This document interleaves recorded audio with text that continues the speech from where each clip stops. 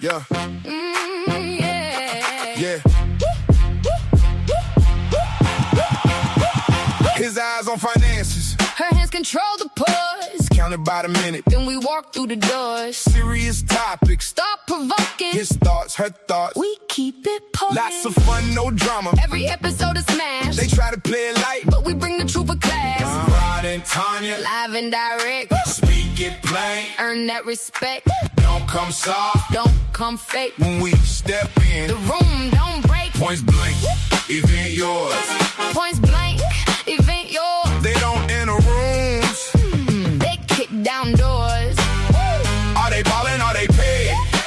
Let us see those checks. Forget the power and the money. We command respect. Yeah. He brings the pressure. She brings the proof. Clean little debate with a big picture truth. We got opinions. We got receipts. Laugh through the headlines. Then we hit the streets. Timmy talk slick. Y'all know that's trash. We cut through the noise. And we move too fast. Rod and Tanya. Live and direct. Speak it plain. Earn that respect. Don't come soft. Don't come fake. When we step in. The room don't break. Points blank. Event yours. Points blank. Event yours. They don't enter rooms. They kick down doors. Are they ballin'? Are they paid? Let us see those checks. Forget the power and the money. We command respect. Yeah. No small talk. No small. No fake shine. Real conversation. Every single time. Laugh a little. Think a lot. Say it with your chest. That's the shot. That's the shot.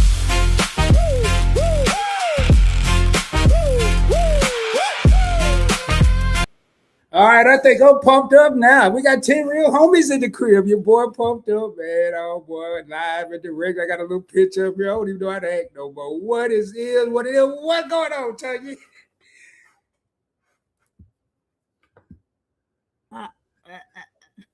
Thank you. Hey, keep me on mute. No, man, I ain't trying to do that, man. I muted it while I got so excited. I thought I was at the club for a minute, man. What's going on? A little bit of everything. What's going on with you? How's it going? Oh, man, been a busy day, man. I kind of relaxed yesterday, and today I did a couple of videos. Now I'm live. I created little promos for us, man. I'm just happy, man. Just happy to be on this side of the dirt, as they said in the garden community. Okay. Oh, you still got light over there. That's right. What you like 3 hours behind? I'm 1 hour behind you. I'm 1 hour, but yeah. Okay. You still got some light. It's dark as heck over here. I'm over there with YOLO. I'm up in Alaska somewhere, man. What it is. What's up, everybody, man? Let me see who we got in here, man. I ain't gonna even look at the number. We got a whole lot of people in here. We got about 36 million people in the house. Let me see who we got in here.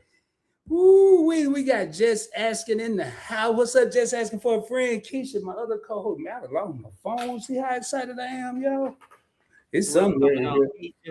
Yeah, I'll get it in a minute. What up, Jerry? What's going on? Jerry speaking to Keisha.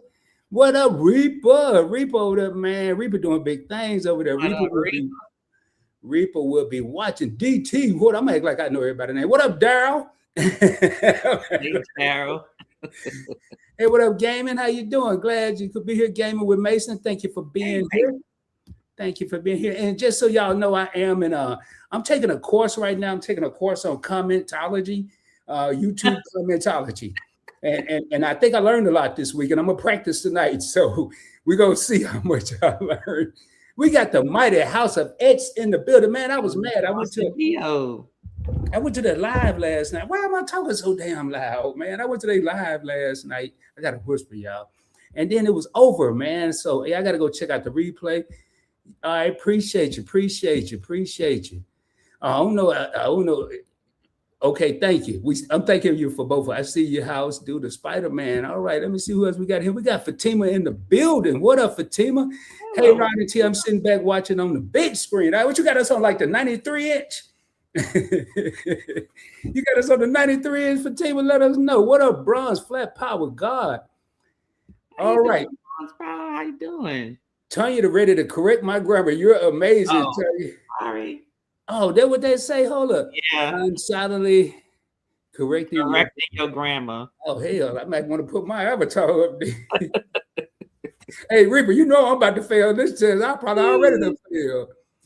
Keisha speaking. Let me get past some of the speaking. What up, Cheryl? Cheryl in the building. Y'all, What up, Cheryl? I'm taking her thing.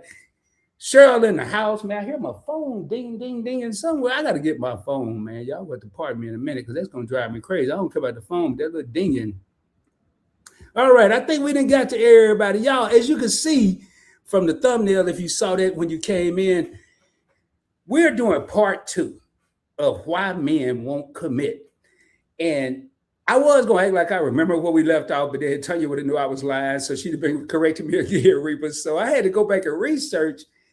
And yo, part 1 really did some numbers, y'all. And I want to thank everybody for being here and tapping in to Rod and Tanya, T and Rod, whatever y'all want to call us. But we're going to be talking about why men won't commit. I thought of a new one, but I ain't going to break out with that one. I'm going to let Tanya. Tanya, you said you had a whole lot to say. I got a whole bunch of questions because I need some participation from the chat. That's what we need today. Yeah, we need some participation from the chat, from the comments, from the people down there. Man, let y'all. Why are men afraid to commit? If you a lady and you afraid to commit, hey, go throw it out there. Don't make us all us men look bad. If you just, I already thought of one, boy. I thought of one today. What's going on? I think it's a little less that women don't want to commit. You think it's less women that don't want to commit? No, I think it's more men don't want to commit. Women are usually wanting to get married or wanting to commit. Even if they don't want to get married, they're looking for a relationship.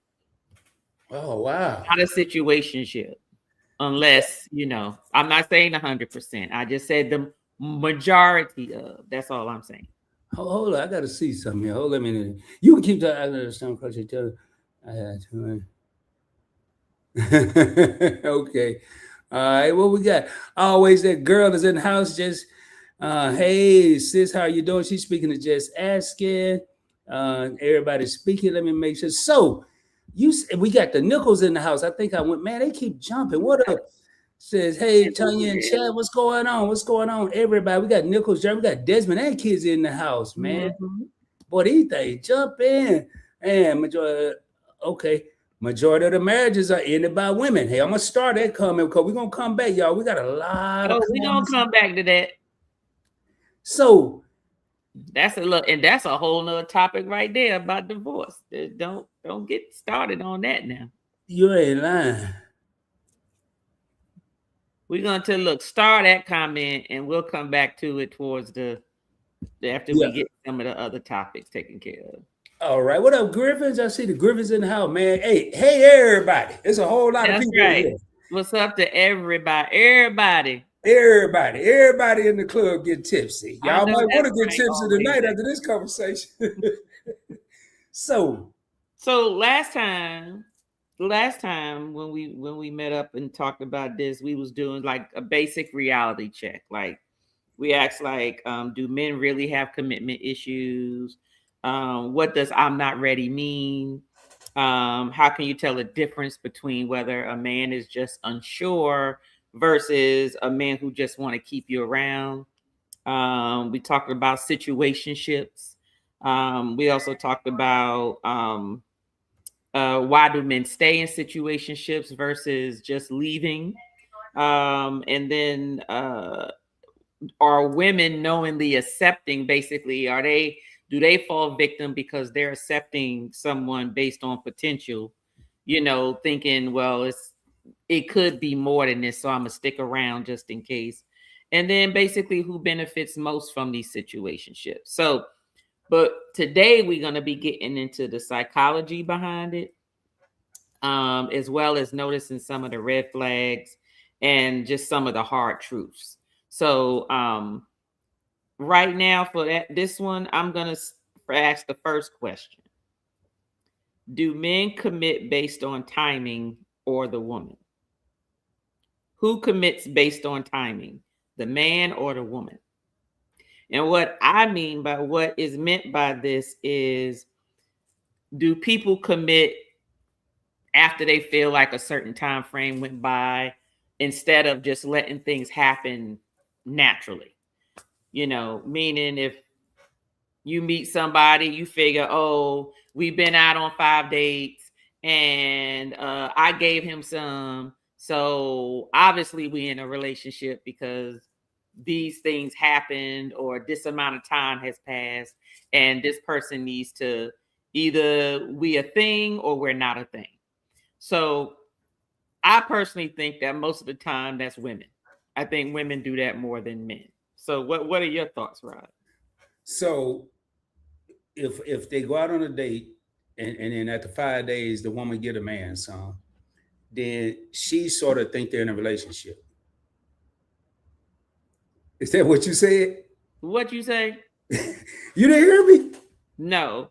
Okay, so at the end of that, you said if a man and a woman go out and after 5 days she give him some, she's gonna kind of sort of think they're in a relationship. No. I said, or like I was giving scenarios. Like if they go out on a certain number of dates, that's a timing thing. Or if she gave him some, you know, or if they've been together and talking for a certain amount of time, then she feels like she needs a title, basically.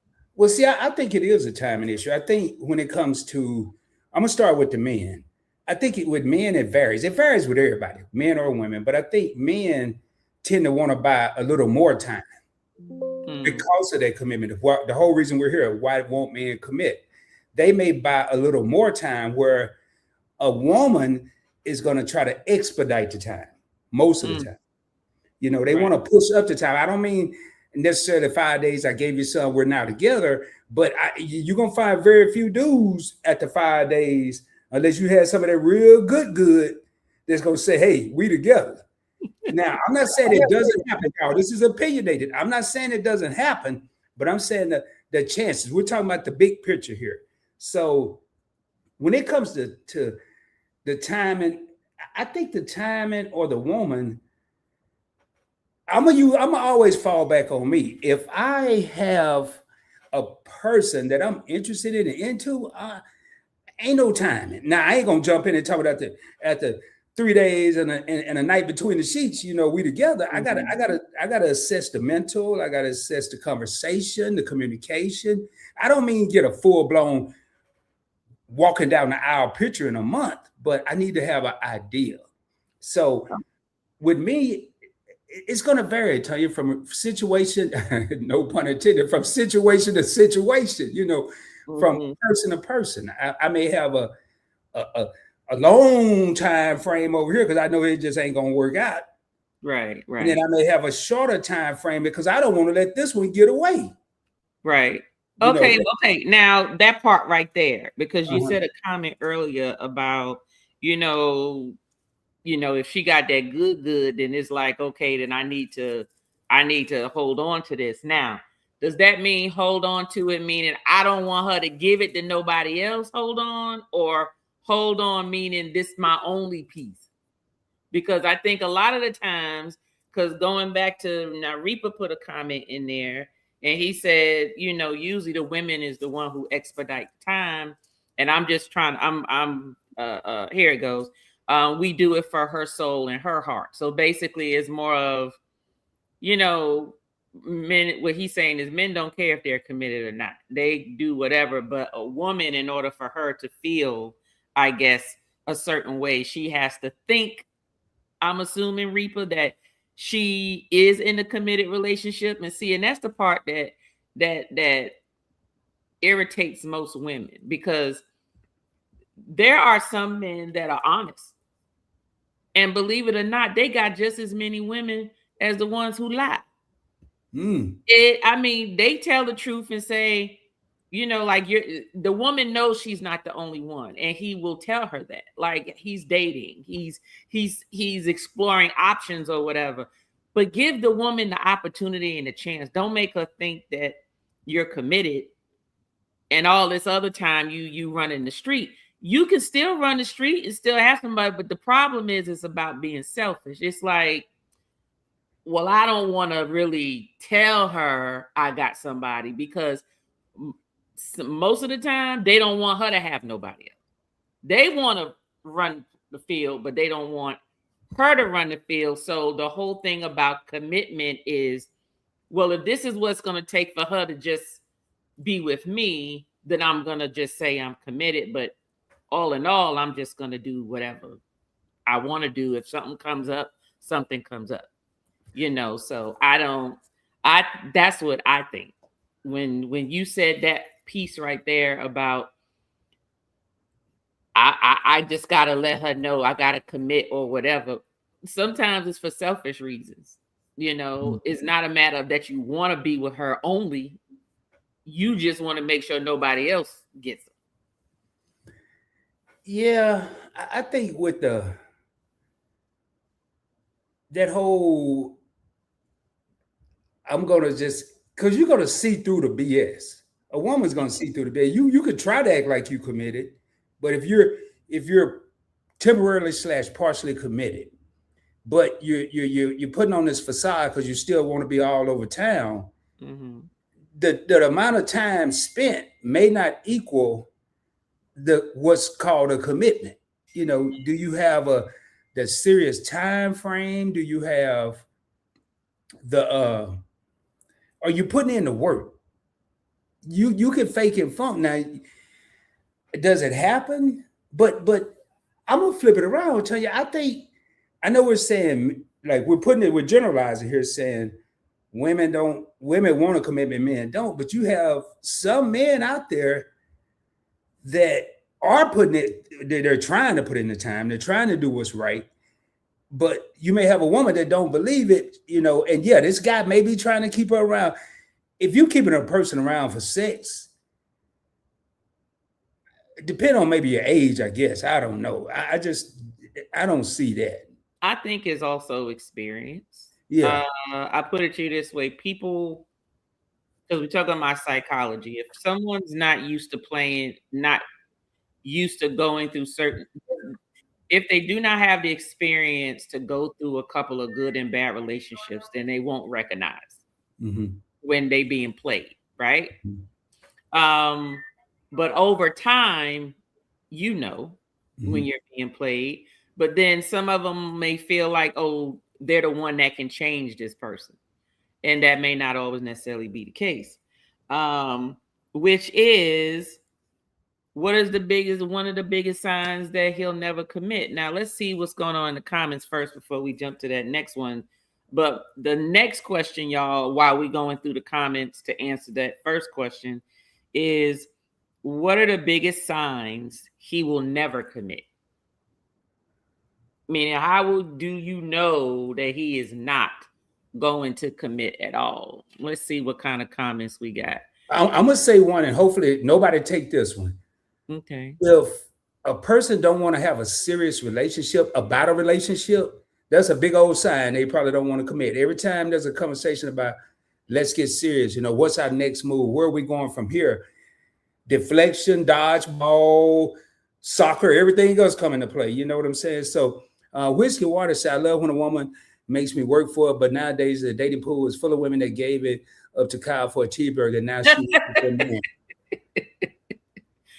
You know what, Whiskey Waters, do remember that not everybody mess up every now and again, So, but you're right, exactly. Somebody that's been in the street for a minute and now all of a sudden they want a good man. You exactly right. And Jerry says she agrees with me that women are dating to get married, where men date because of opportunity.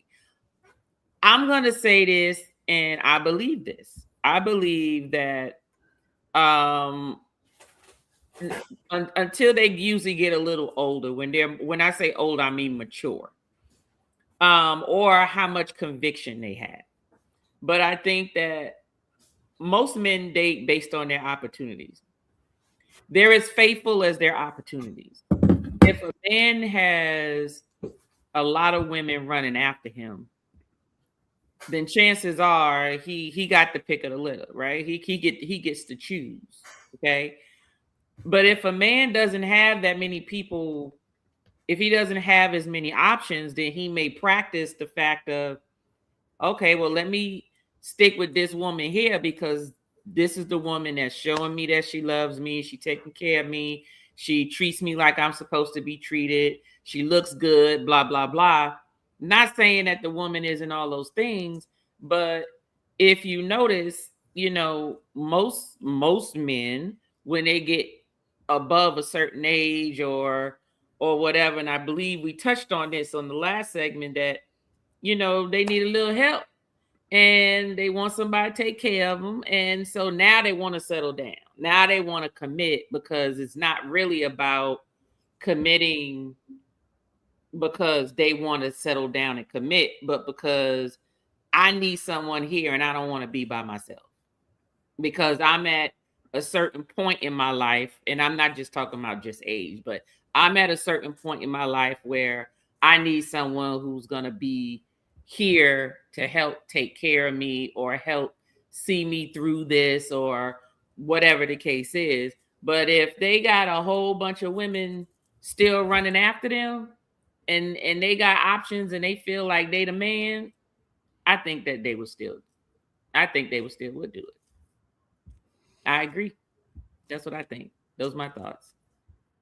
Wow. And Whiskey said exactly what I just said. Men and women both ghost when they don't want to commit. That's one of the biggest red flags. If you can't have a conversation about it, then it's probably, and let me go to some of these star comments. Hey, and I want to thank, that's one of the reasons my phone was dinging. I was getting the text.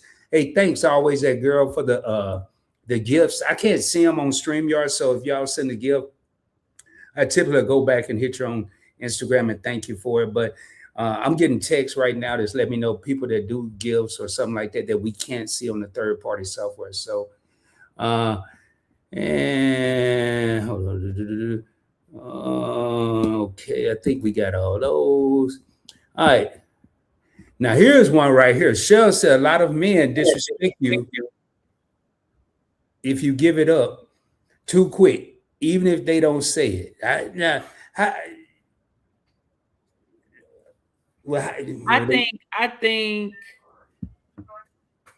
think it depends on, and I only say this because I know there's different levels of maturity with people. There are especially with if the person's older. Now, when you're younger and you do stuff like that, then your label is fast. When you're older, you ain't got this much time on earth. Like, you know, when you're younger, you be like, oh, I'm gonna date, and then maybe we'll kiss after the 5th date. Maybe I'll give him some after about 6 months. And then, you know, maybe, you know, we'll probably look at maybe after a year getting serious. When you are older and you're like, look, I could die in 5 years. We need to expedite this. What are you here for? Are you out here to have a good time? Or are you out here and you want something serious? Or are you looking for marriage? Which one is it? Because that'll determine what's going on. And if you're here to have a good time, hey, if I'm attracted and we here and we eating dinner and I feel like getting me some. See, that's the problem where most they always word it like the woman is giving him some. How about you want to get some from him? I wish everybody started telling the truth. Can she bust one herself? Maybe that's all she want is to get one. Maybe live and direct, baby. Live. You gotta get one, and you mess up, and you might end up with one where she just get hers and just leave. Then you be sitting over there like, what about me? What about you? I'm doing this because this is what I wanted. I wanted something. Wait, did you just say get hers and leave? Yeah, get hers and leave. Somebody don't know what they doing then. I mean, it ain't her either. I mean, yes, get hers and leave. That's it. You figure it out. Well, how you look, and that's the whole thing. And let me tell you what's funny though.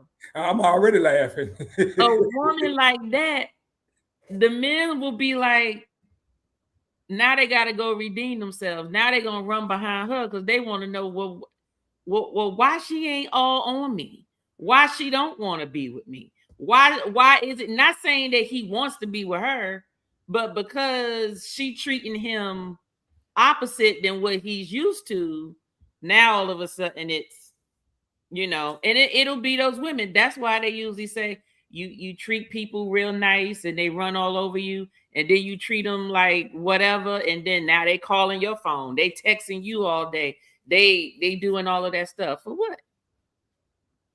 So I think that sleeping on the first date and all that type of stuff, I think it just depends on the maturity.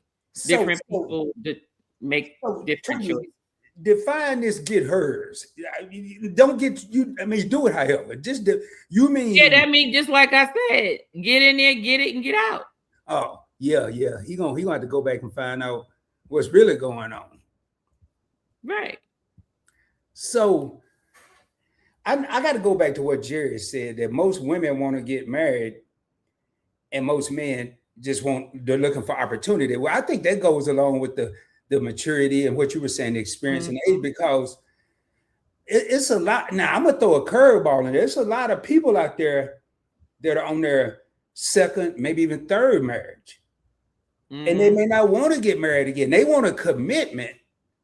But they may not want to get married, But that runs a slippery slope, because some people think if you're not married, you can just go do whatever you want to do. Mm-hmm. I bet you ain't never heard that. I mean, yes, that's what they think, but that ain't always the case. Well, no, it ain't gonna work. Somebody gotta participate. You could go do whatever you want to do, but that don't mean somebody else gonna do it with you. Hey man, I'm over here doing great on these comments. They cracking me up, but I'm doing a good job. I'm doing a good job, y'all. I see that. I see you keeping up. I'm proud of you. Okay. Oh no, I'm talking about dodging all these ones I usually would say something about. See, now you ain't supposed to bring it up. You supposed to act like it don't exist. See. Well, I had to give myself some credit in case I fail, because okay.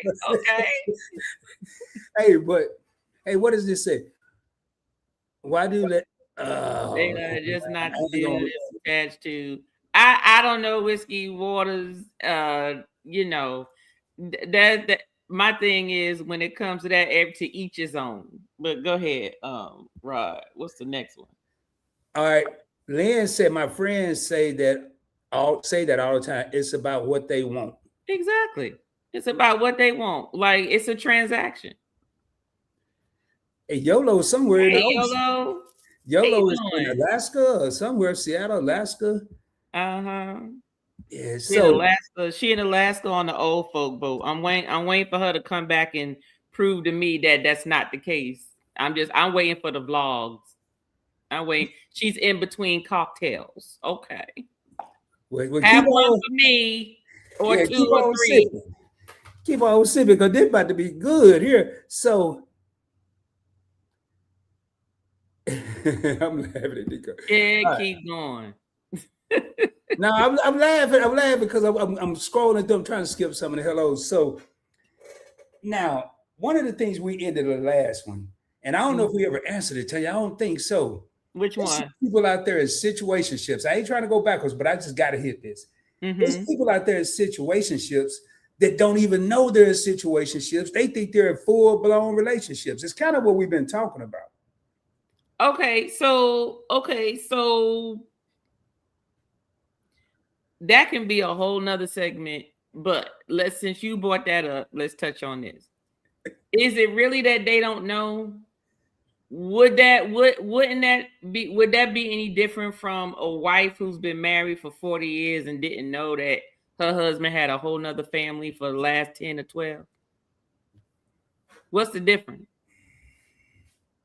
So I think more people know than they lead on to believe. They know, especially if it's a whole nother family across town. But it's people that ain't got no family across town, and it might not be across town. It might be a whole nother state, whole nother country. Damn.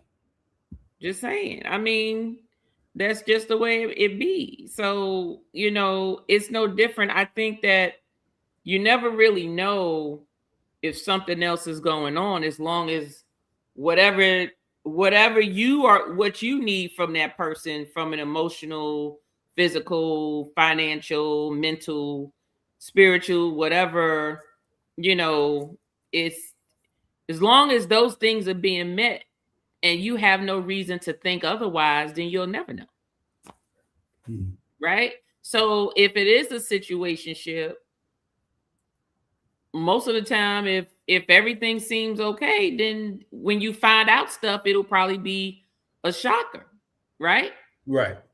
And there are some people that if they're not high maintenance, like they don't need somebody up in their tail every day. They don't need somebody that they got to chase after and figure out where you at, who you with, why you with, and you just go and do whatever. And you'd be surprised if you're the type of person to just let folk just be themselves. They'll get tired of running around after a while, because after a while they're gonna want to figure out what you do. Yeah, that's what I was gonna say. Like why you not looking for me? You're not looking for me because what you doing in? So it's okay if you call me at 1 o'clock in the morning and I don't answer until the next morning. You don't ask me no questions. Then now that person might be like, well, why you ain't ask me no questions? Well, hell, if it was me calling you, I would have a whole bunch of questions. You see what I'm saying? So that's basically how that goes. So yeah. Yeah. I like what you just said, because just human nature. If I can go out there and do whatever I want to do, come home whenever I want to come home, be out all night long, it just roll up in the crib smiling from ear to ear and don't nobody say no, nothing. what you mean roll up at? No, you said situationship. You didn't say marriage or nothing. Oh no, not marriage. Okay, situationship. You could be. Are you in the same house?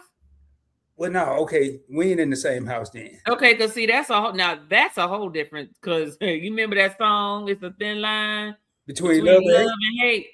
Did you ever listen to the word?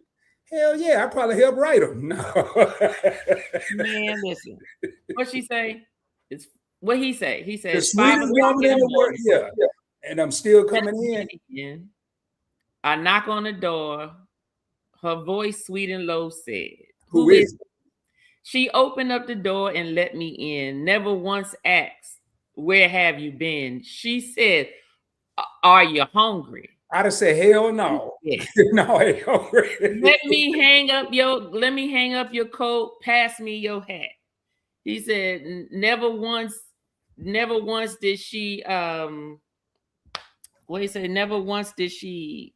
I forgot that part of the song. Never once did she say anything or basically get mad or whatever. He said it's 5 o'clock in the morning and he didn't give it a second thought. Now, that was the first chorus. The next chorus was, here I am laying in the hospital, bandaged from feet to head. Because he done busted his head with one of them cast iron skillets. Exactly. The inner state of shock, just that much from being dead. Never thought the woman would do something like this to me. Never thought the girl had the nerve. Here I am. I guess actions speak louder than words. That song, there was 2 choruses. That was keep on doing what you doing, and one day you gonna come home and let me tell you something where that comes from. I guarantee you they were married. Now this is the thing though. He already knew he was wrong, because why he had to knock on the door? See, that mean he had no key? Well, see, that's what some of them songs don't be making sense. He had no key. What? See, that's what I would try to say. Maybe she locked the deadbolt, like, well, when you do come home, or hey, it was already late. I wasn't expecting you to come home. Oh, maybe she had one of them latches, That's what I'm saying. Them latches, latches. Being from New York, them big poles that in the floor, and you can't nobody kick your door in. One of those. So, man. But anyway. Yeah, let's get back on track. You got me everything about this song. But no, I think that there are people who, which goes into our next segment of red flags. Okay, red flags. What are some of the? Let me see. how long is too long for a woman to wait for a man to decide? Now, this was the one I said was gonna piss me off, but I'm curious to see what everybody else in the comments say. How long is too long for you to wait on somebody? Yeah, y'all put that in the comments. How long is too long? I think.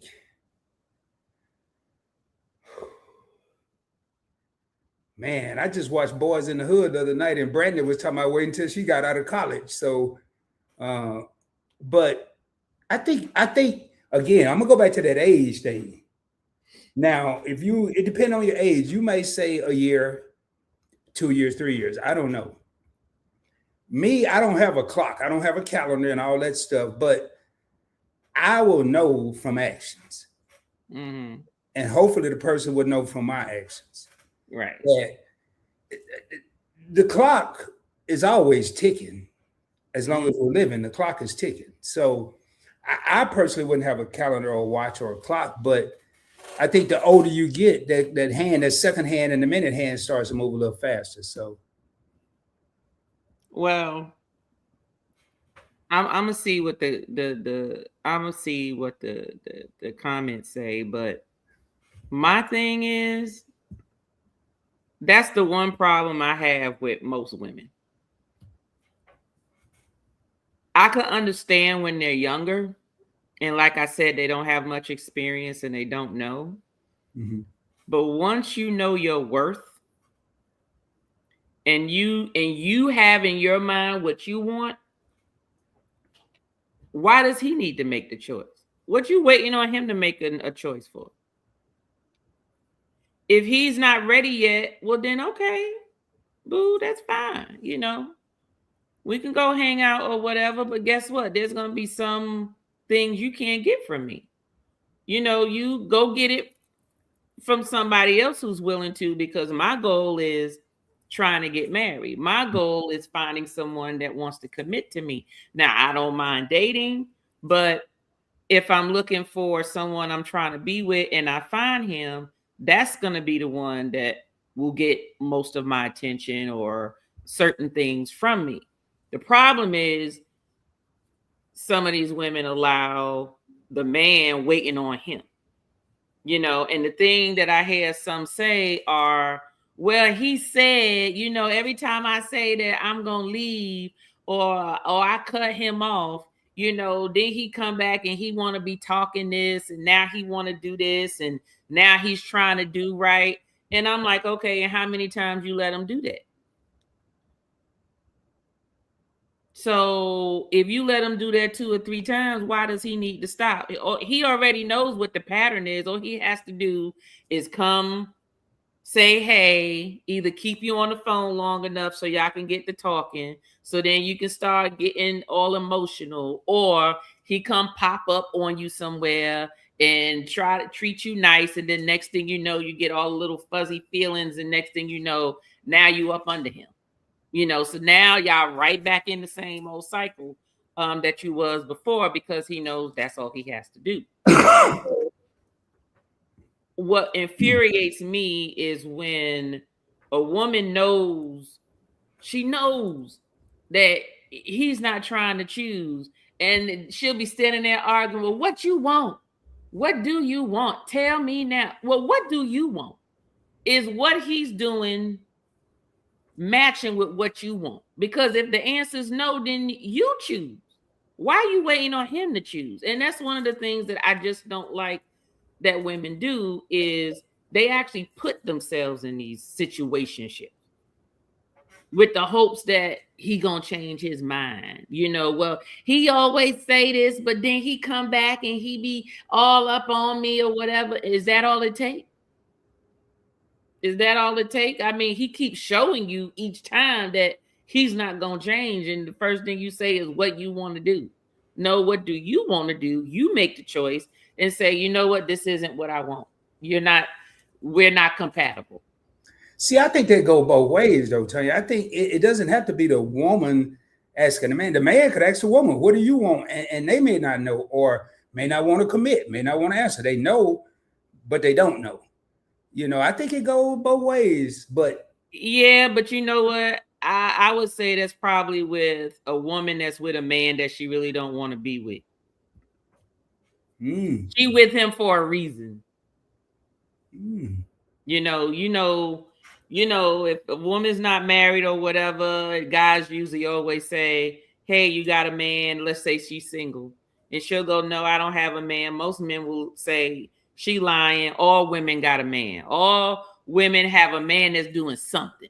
Either it's somebody that take her out and feed her, or it's somebody that she go on vacations with, or it's somebody that's helping her pay some bills, or it's somebody that's you see what I mean? Like, right. There's always a man in the wing somewhere with a single woman, especially if she fine.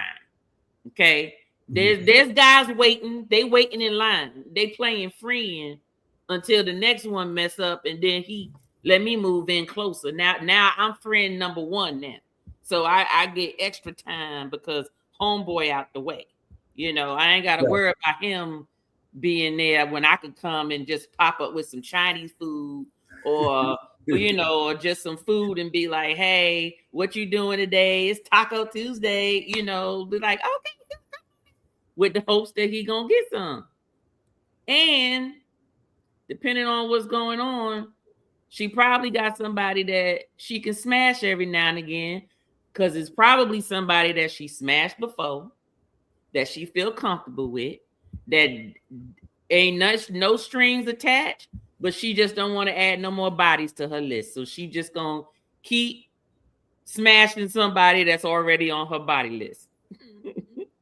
That's another question. Do body counts matter? That's a whole nother topic, right? Yeah, that's something that Keisha had brought up on the classroom. We put it in the. And what was the answers? What was the comment? We ain't did it yet. We ain't do it yet. Well, I'm gonna let y'all do it, then I'm gonna be in the comments because I got. We might have to drop the hall pass. Have a triple threat. Comments. Yes, I will.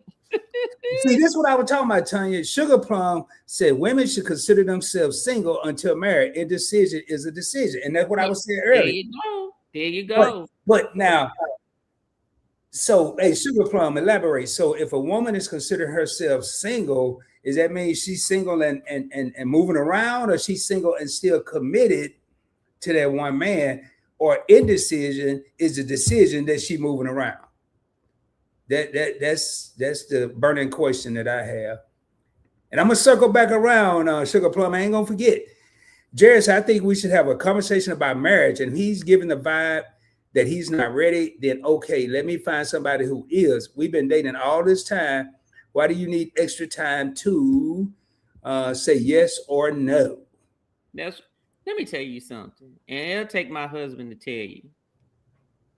There's some men that know instantly. They'll meet a woman, or they didn't even meet a woman, because you let my husband tell it. He saw me across the room. Mm-hmm. I said no. I said you saw his ass from across the room. That's what that was. Don't play no game. Talk about I just knew that was God. See how I bet you was. But he said he saw me across the room. It's men know. I don't care. That's why I tell women, and we tell our daughter this all the time. Men know.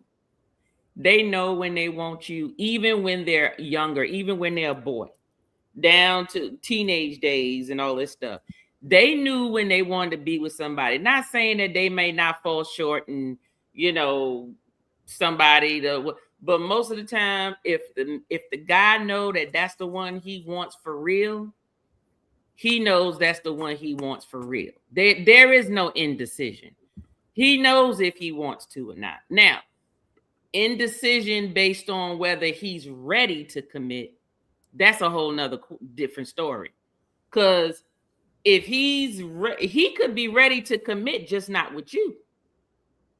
And I think that some women got a problem with that. That's why these people be up here talking about shut up, Keisha. You know I had to pull over.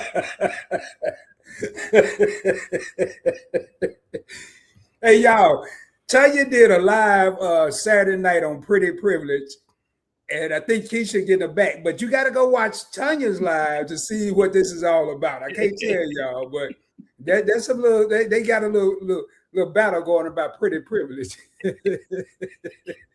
So,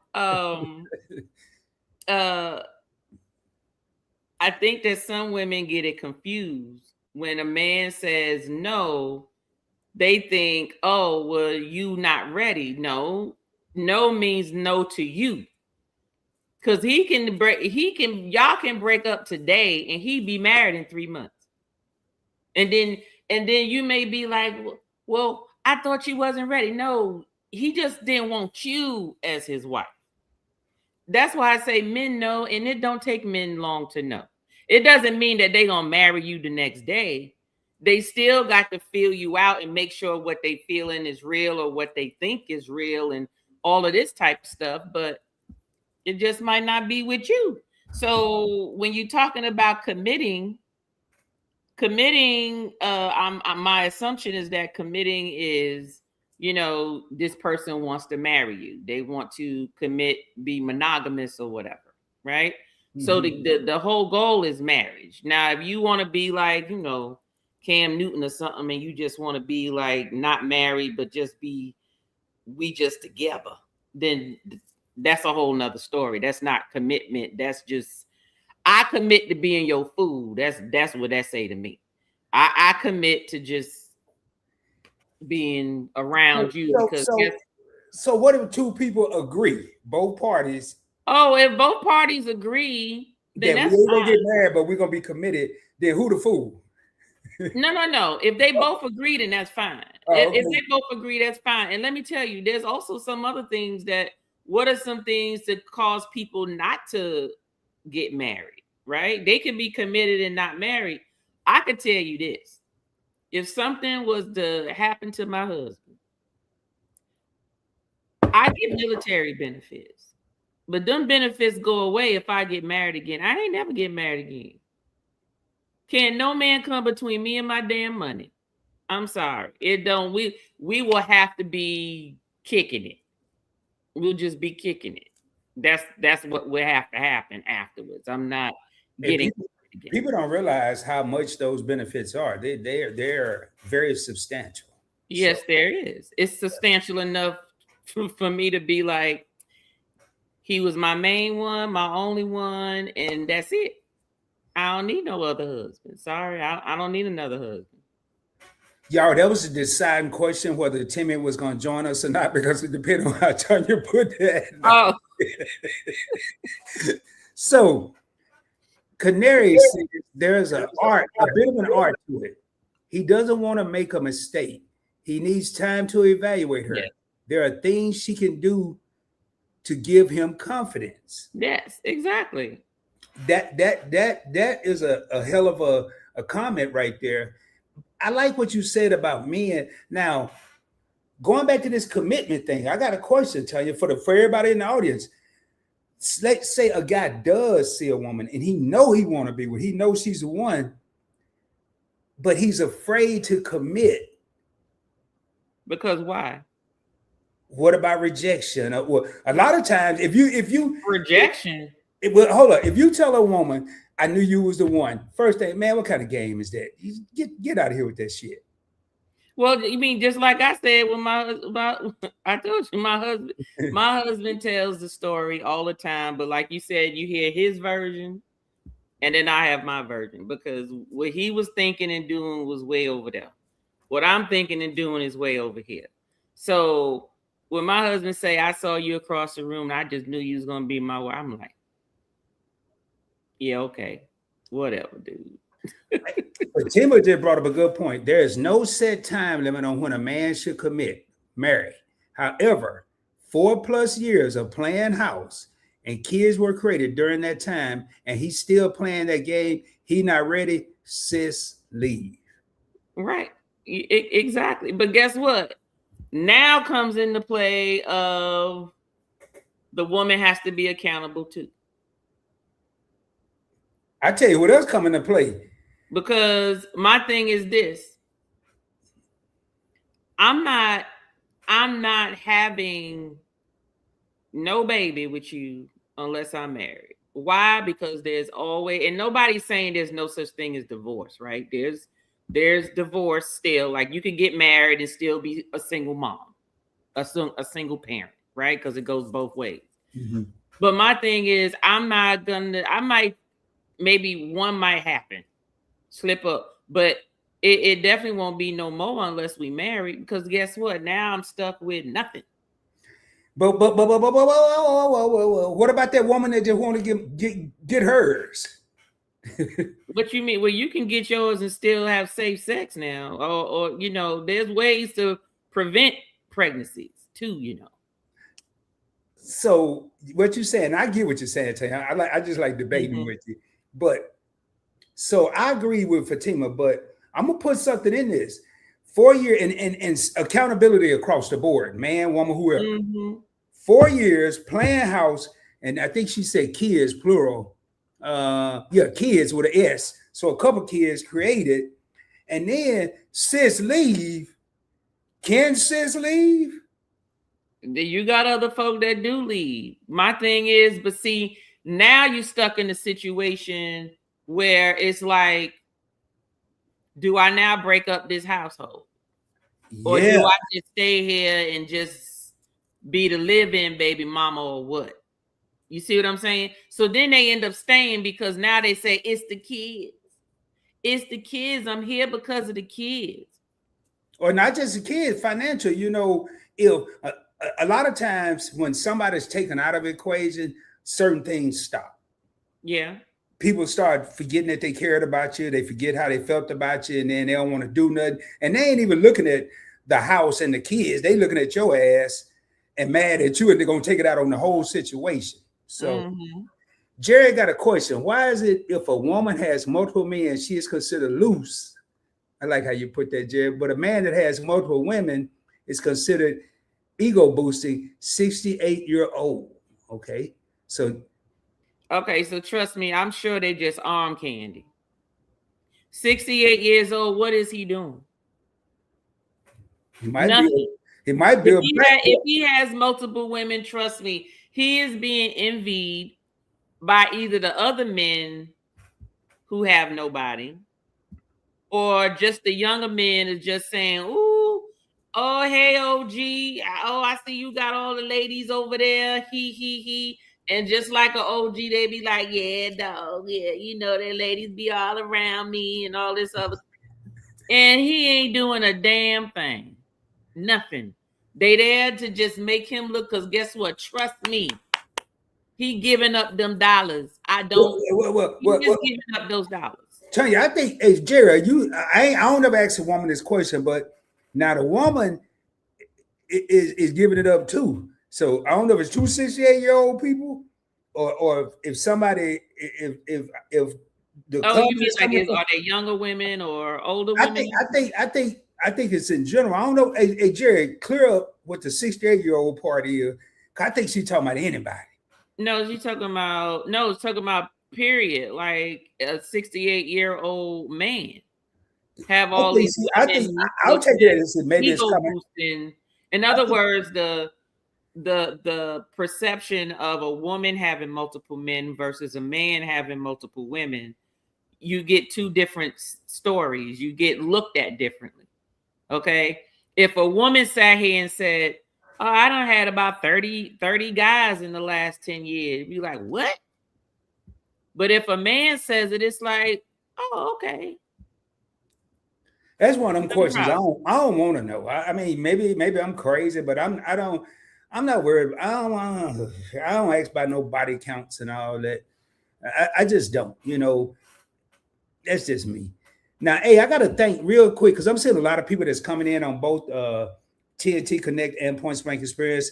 Hey, is that Rack Talks LLC? Hey, appreciate all the people that have never been here. Thank y'all for coming in. Hit that subscribe button if you haven't done so, regardless of which channel you're watching. Also, hit the like button, give the video a thumbs up. Thanks, everyone, for all the comments. We're going to keep them rolling. I see. Hey, look at that, man. I didn't even see that coming. Shout out to the host in the chat. Appreciate it, man. Tanya and I are co-hosts on the channel, so appreciate you, man. Hey, you got anybody got a channel here? If this is your first time, put hashtag content creator. If it's your 31st time, put Hashtag content creator. People may want to connect with you. So one thing I saw, hold on, time. I got it before I forget this. I saw some on my little list here.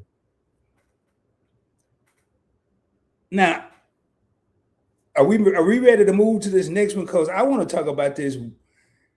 Women ignoring red flags because there's some potential. There's some potential. What kind of potential? Say that again. Which one? It's under segment 4. Are women ignoring red flags because of potential? Potential in the man. Oh, yes, they do. They do. The problem is they're the ones that are seeing the potential, not him. That's the problem. So I give you an example. A woman starts dating a guy.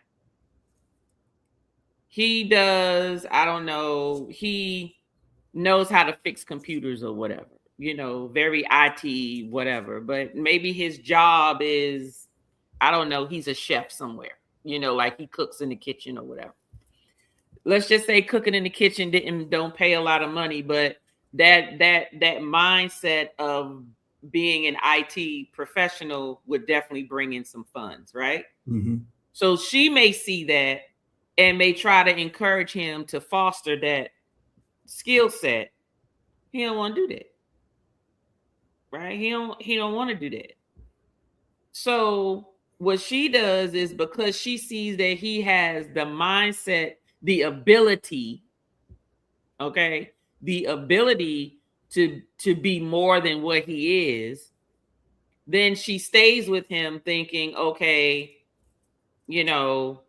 I'll just wait around or whatever. I like him. I know he kind of broke right now, but I'm going to stay around and I'm going to stay committed. And then they do that. And then they never reach that potential that she thought that he had. Right. Mm-hmm. Because he wasn't interested in that. So yes. And I'm just giving that as an example because it's just the easiest thing to do. But they see potential, or some of them feel like, oh, well, they look at all these other ladies who stuck around with guys who didn't commit for a while, but they stuck it out and they stayed. And eventually he did commit and they did get married. Yeah, after about 20 some years. Yeah, because he done did everything he wanted to do out there. Yeah. I mean, it take a real what that little car commercial used to say, you can learn a lot from a. Oh yeah. I mean, come on, man. After 20 years or 10 years or whatever. Hey, I had this star, man. Hey, Gary Jordan, he basically said you like a glow. Let her cook. That's all I'm saying. Hey, that's why we named this show Direct. I'm going live and tell you it's very direct. That's how we came up with the name of the show. So, hey, right here, I ain't reading that. See, they almost had me. I had all this down. I like this here, right here. Real relationships begin when y'all see each other true selves. Yeah. That's what does that mean? Well, I know my mama used to tell me, going back to what the Nichols was talking about yesterday on their live, things your mom used to do. If you lie, you got to lie to cover the first lie. And before you know it, you ain't going to remember. Once you get to the 5th, 6th lie, you ain't going to remember that first one. So just be your true self. Be who you are. But what does that mean? What's your true self? Like, because I don't care what, look, hold up. I don't care what no one says. Everybody brings their best foot forward all the time when it's somebody new. They want to make sure they look their best. They want to make sure they say their best. They want to make sure they dress their best. They want to make sure they act their best, right? Mm-hmm. But you really don't know a person until you see them in their lowest point. Mm-hmm. That's when you know what type of person it is. So what does this person do when they're stressed? Bless you. What does that person do when they're stressed? What does that person do when they're down and out? What does that person do when they don't have money? They don't have what their access to resources that they need. How do they act when they're sad or they're mad. What do they do? You see what I mean? How do they handle conflict? Those are the things that's important, because somebody can be very nice, and then the one moment you make them mad and then they bust you upside your head. Be like, well, where'd that come from? Is that how you deal with anger? You see what I mean? Or Right. whatever the case is. Or even to the point of, okay, well, what happens when you're not doing well in life? Like you hit a brick road. You hit a brick wall and you have to sort of break the wall down to get to the other side. Are you resilient, or are you just going to lay there and waddle in self-pity? Which one you going to do? Those types of things, so that to me means that's what your true self is. You bring up a good point, Tanya, because that's when you are going to see a person's true self. Yeah. And a lot of people don't get a chance to see that. A lot of people don't. And most people that do see it gonna put the track shoes on. They gone, because rock bottom is rock MF and bottom. If somebody stay with you and you at rock bottom, I don't care what else is out there. You might want to hold on, because everybody can't handle rock bottom. Yeah, that's true. Everybody can, and I ain't that telling is you. True, but you also don't need somebody that want to stay at rock bottom either. Oh no, you can't live there now. You don't need no address. If you're at rock bottom, get a PO box. Don't get no permanent address there. There you go. Exactly. Exactly. Hey, local reviewer, thank you for being here. Okay, man, did I make sure I ain't skipped nothing over here? Hey, Jared said take age out. She was talking about anybody with a man having a lot of women, he being cool, and a woman having a lot of men being loose. She said take age out. She talking about anybody. Why is that the case? Yeah, it's true. That's how they do. If a men have women, it's a badge of honor. If a woman has multiple men, she a hoe, or whatever the case is. And Keisha says 68, he probably having quantity over quality. Keisha, preach. You're exactly right. Quantity. He could be surrounded by however much his money will provide. Is how many women gonna stand around him. And that, man, I ain't going to even say it. I'd rather be by my damn self. You're right. What about the kids? So those kids will be just fine. Good parents, those babies will be raised with or without the partner. Exactly.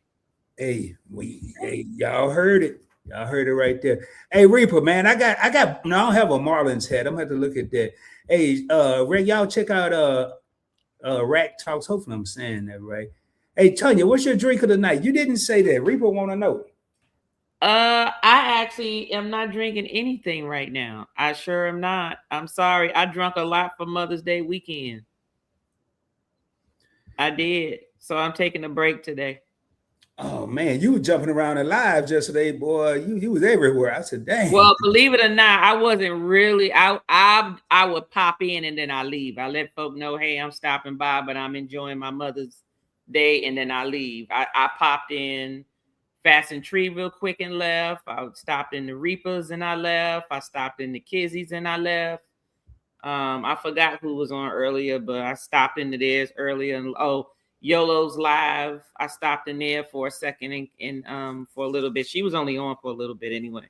And then that was pretty much it. I didn't stay on. I literally watched some movies. I watched TV this weekend. Gotcha. So you just had a chill weekend. I did. My baby girl graduated Friday, and Saturday and Sunday was my day. And congratulations to your daughter again. I know I told you via text for graduating college. That is, the percentages are getting smaller and smaller every semester for that. Not every year, every semester. Yeah. Those numbers are getting smaller. So congratulations. Mm-hmm. Jerry said they ignore the red flags because they can think they can fix whatever is broken. But one thing that I think Tanya and I both just kind of alluded to, a lot of times what has to be fixed is the person has to fix it. It can't be nobody else. It can't be her or him or whoever, them or whatever. It's got to be that person. That person's going to have to a lot of times fix what's broken and then maybe have a support system. But if you're relying on the next person to fix you, Mm-mm. I don't No. know about that one. Hey, just asking for a friend. Keisha says if a certain age at a certain age you need to be dating with a purpose and dating people just because you think they have, and not dating people because you think they have potential. That's Yeah. just like choosing your job. If you know you working on a certain career move, you get some jobs that's gonna feed up to it. You don't just if your goal is to work in healthcare, you don't go get a job at McDonald's. That's all I'm saying. You know what I mean? So you look for jobs that's gonna help you get into that's gonna help in your health career field. Fatima says staying together because of the kids will hurt them babies more because the household is under dysfunction. And not only that, usually when the kids get old enough and leave, they break up anyway. I know quite a few people that kids graduated, was out 21 years old. Once they all hit 21 or later, they ended. When the youngest one hit 21 and was gone, they got a divorce. See, I wonder when that happened. Is it finance? Because you're gonna have to explain it if you wait till they're 21. Hell, just leave when they're 16. Explanation. We just not working out. No, I guess sometimes it might, like I said, it might be a financial thing. It may be, hey, we just wanted to make sure that you had mom and daddy here while y'all was here. Now y'all grown, 21, y'all adults. So figure it out. And that's how they do. Hey, Lynn, let me know if you're talking about the show, the first part of this, because I can pull up and drop the link in the chat. And facts, I was looking for that. I didn't see. Maybe I already covered that. What Rex said. Rex said, "Hey, Tasharia, how you doing? All that you are now is your best foot forward at the time. Once the show is over, it's time to sit at the table again and reconfigure." Yep. Show now. So, well, I'm gonna let you go through the comments some, and then I got the next. Oh, you can go ahead because I might not ever get through these things. Okay, so we talked about how long it is to wait, and we talked about red flags, and ignoring them. So let's talk about the hard truth. Basically, you know what? No, I'm gonna jump to accountability, then go to hard truth. So accountability, because I want to make sure we touch on that. Does giving, now this is based on our title, right? Does giving girlfriend wife benefits too early impact how men value the relationship? Say that again now. Does giving girlfriend wife benefits too early impact how men will value the relationship? No, I think it depends. If now going back, if you say that man knew that she or assumed that she was the one, he may give her wife benefits, and it may be too early. I think it really depends on who you're dealing with. Before you start giving some benefits, these wife benefits that you call it, you got to know who you're dealing with. You can't just be handing them out like penny candy. Well, that is true. To me, it's sad, but it's almost like a pick me type phase. Like, I want to do this to prove to you that I'm wife material. Okay, well, how long you gonna do it? Because if you doing it all the time, then he's reaping the reward no matter what. But, and that goes, why do you have to prove it anyway? Why don't you just be yourself? Okay, well, I'm gonna put this out there. Let's say the men couldn't get none until he married the woman, right? And his whole thing was he married her because he wanted some, right? He crazy as hell. So they get married. I'm serious. And she dead in the bed. She just a pillow princess. She just laid. No activity, no nothing. She just a pillow princess. So how would the guy feel? He should feel like a dummy. Okay, so it goes back to sometimes people want to know what they're getting before they get it, right? It's just like going to the car lot. You can understand this part. Yeah, Going test to the driving the car car. lot and somebody telling you got to buy the car first before I let you test drive. Does that make sense? No, right? Okay. No. Now, you test driving it doesn't mean you get to keep it for 4-5 years, right? It Mhm. just mean that give me your driver's license, give me a little deposit, depending on what kind of car it is. And then you go, I'm going to let you have it for the weekend. And then you bring it back. Right? Right. Or if it's not even that type of car, you just the person get in the car with you and they let you drive with them in the passenger seat and you drive it back. You just drive it for maybe about 10-15 minutes and then you come on back. Well, see, that sounds good, Tanya. And me being in the car business, like when I buy a car now, I don't have anybody test drive with me, and I usually keep it a couple of days. But putting this in a relationship, now I can take that car back and say I don't want it, and I've done it several times. Uh-huh. I don't know if this test drive is gonna work in this situation. Because you test drove the product. Okay, well, we talking about girlfriend wifely benefits. Now, nobody's saying that you have to have, you have to have sex with the people, right? Uh-huh. The thing is, if what is important to him, right? Mm-hmm. If what is important to him is a woman who knows how to cook, not saying she has to be, just a fully domesticated person, she can have her career, do whatever, but he knows that if he wants a home cooked meal, does she have those skills, right? Can she cook him something other than spaghetti and some cereal? You know what I mean? So can she do those things? How is she with children, right? Even if she doesn't have any, how is she around children? Does she even like children? Because maybe he's a person that wants children, right? These are things that are important, well, what's her religion? If I'm a Christian or if I go to church and this is something I would want my wife to do, is this something that she does on her own? Because you can't, I can buy a cow even if milk is free because I need meat. Okay. I like that. Hey, I wonder if that got something to do with that cow and the milk. Okay, exactly. But that fits very perfectly with what we talk about right here. Mm-hmm. There's the meat, the heart of your core values that you have to see. Does this person have those same core values?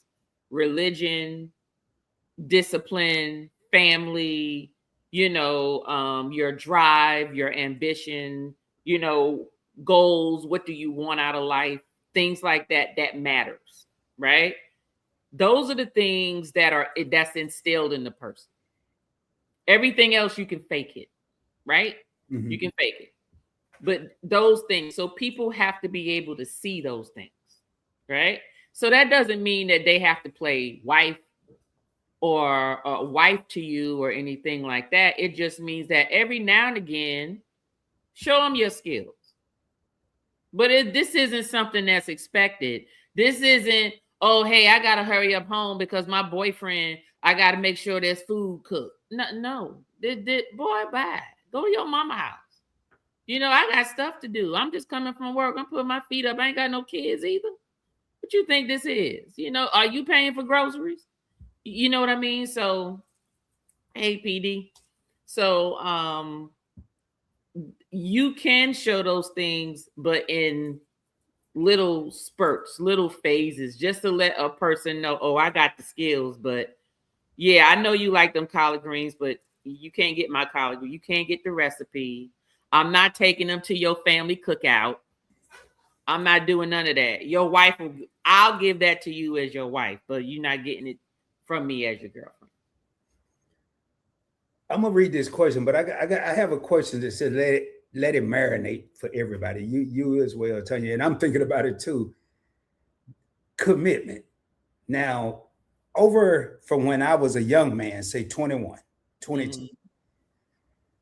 to Is now, this Arkansas Rod or is this San Diego Rod? California Rod. Oh, okay. So has this level of commitment, has it evolved over the decades, not over the years, over the decades, because it seemed like the level of commitment was a lot easier, say 3 decades ago. You think so? I think so.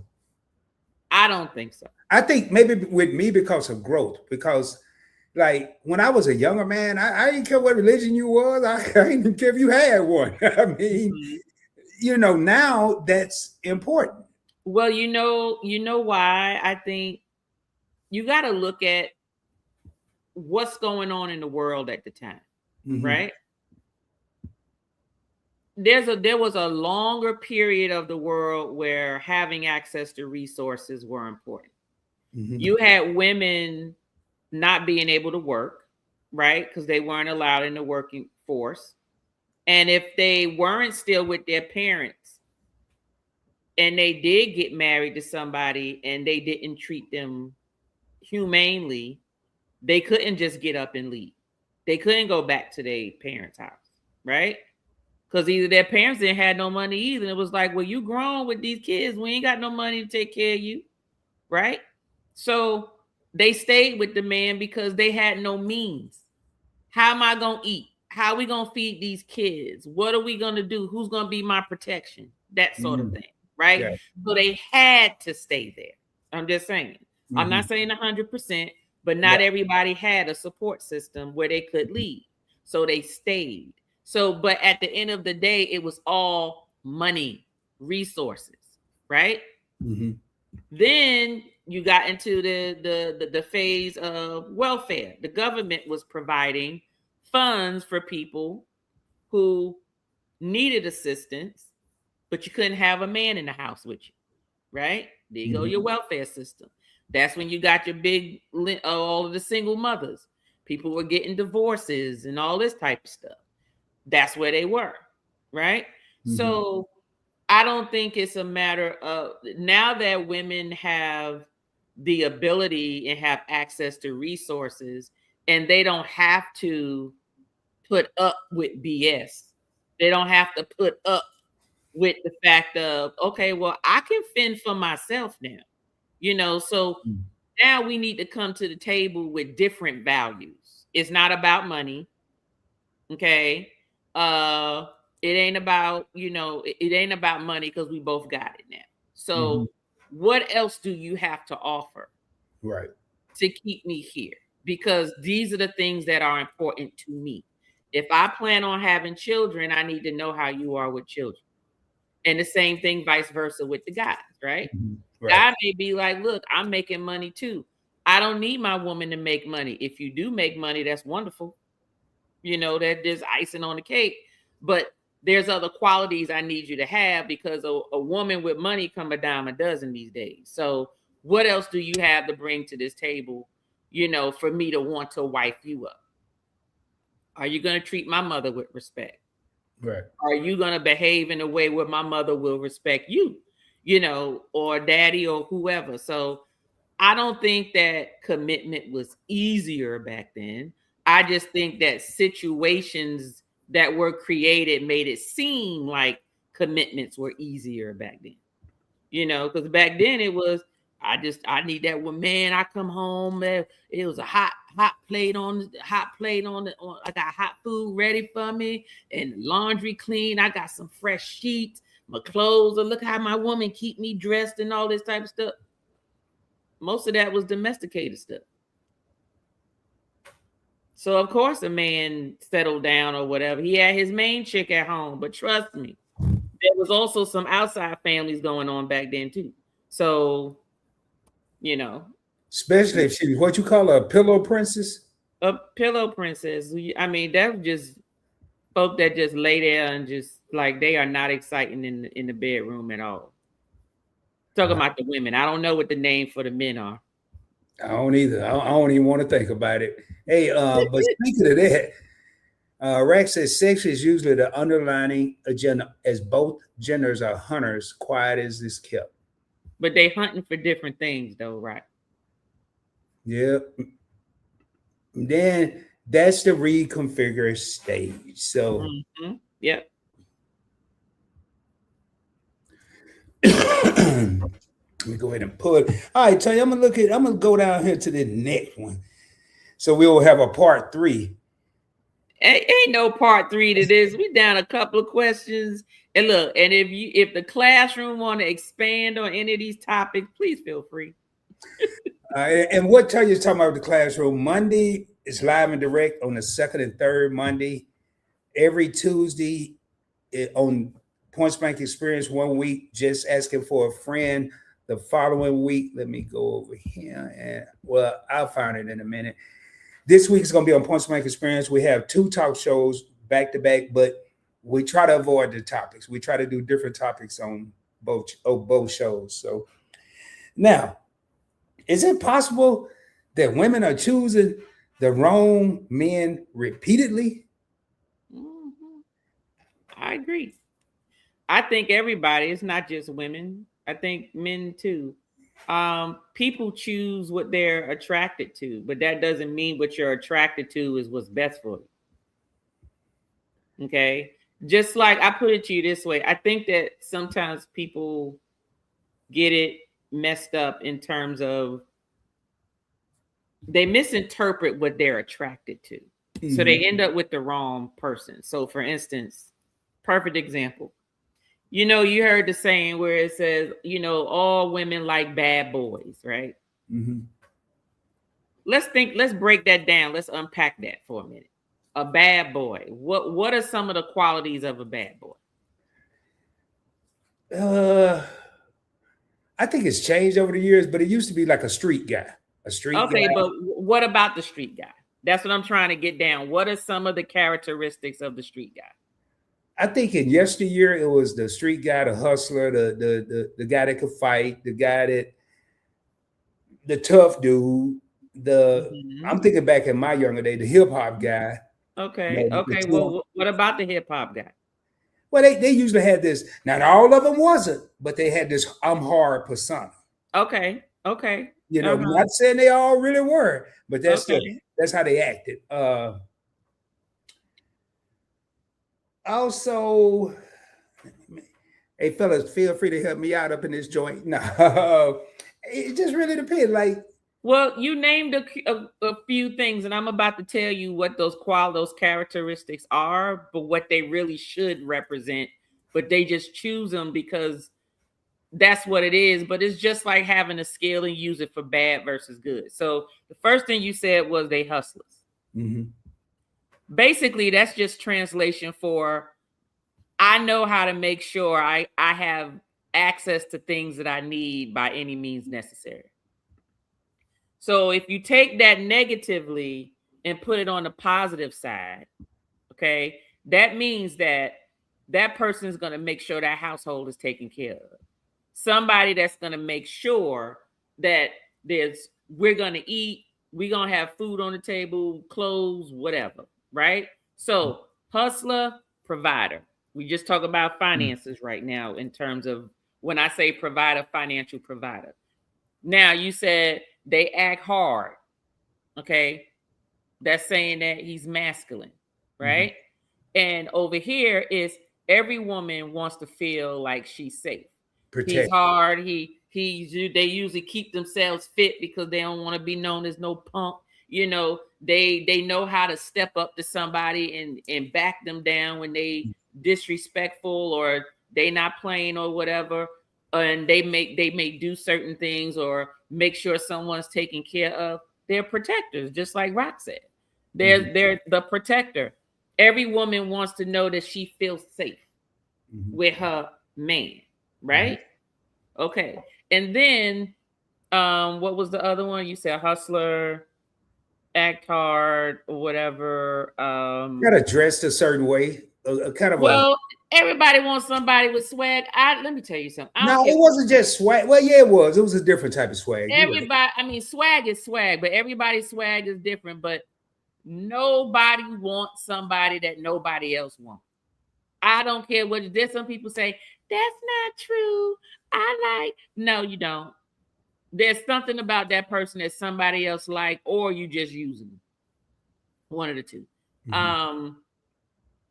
There are qualities that the bad boy has that fits what most women are looking for in their man. There's different levels to it, of course, right? Mhm. And then it's the same thing vice versa. You know, these guys are looking for someone that's going to make them feel special, right? Because men always has to be the protector. They're always the one covering everybody else. Who's going to cover them? So they need a woman that's going to speak life into them, right? Let them know that they're doing a good job. Like Let them know that even if it's okay for him to fail every now and again, as long as you're not waddling in your pity, you get your ass up and get back to it. I'm here. I'm here with you. I'm gonna help you do it, type thing. This woman, does she act like a lady? Is she respectful of herself? Those sort of things. You know what I mean? So, those are the things that that women look at. But do they pick the same type of men? Yeah, they just don't know how to pick them. They're choosing characteristics, but those characteristics are being used for the wrong reasons. They're not being used for what they want them used for. They think that they can take the bad boy and change them into husband material, which that might not necessarily be the case now. Unless, if you want to get with Ray Ray, that's fine, because Boonquisha can get with Ray Ray and they live happily ever after. Because they both hood. You know what I mean? They both hustling and they both fighting and all that type of stuff on the street. That's what they doing. What's her name again? Boonquisha. I just said Boonquisha because I don't know nobody named Boonquisha, but my brother's name is Ray Ray, so I have a right to say Ray Ray. Oh shit. But if that's the way it is, and there's always somebody for somebody. There's always somebody for somebody. I think I remember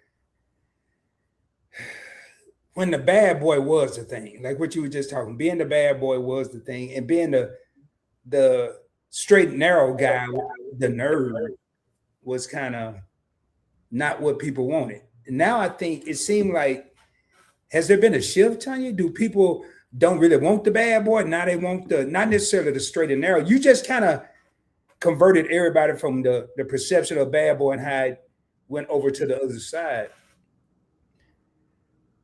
I would say, to me, this is just my opinion.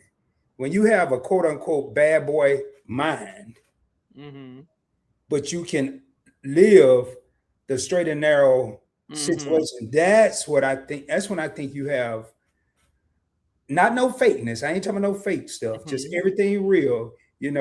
Me personally, can I get out in the streets? Yeah. Can I sit in the boardroom? Yeah, I can do both.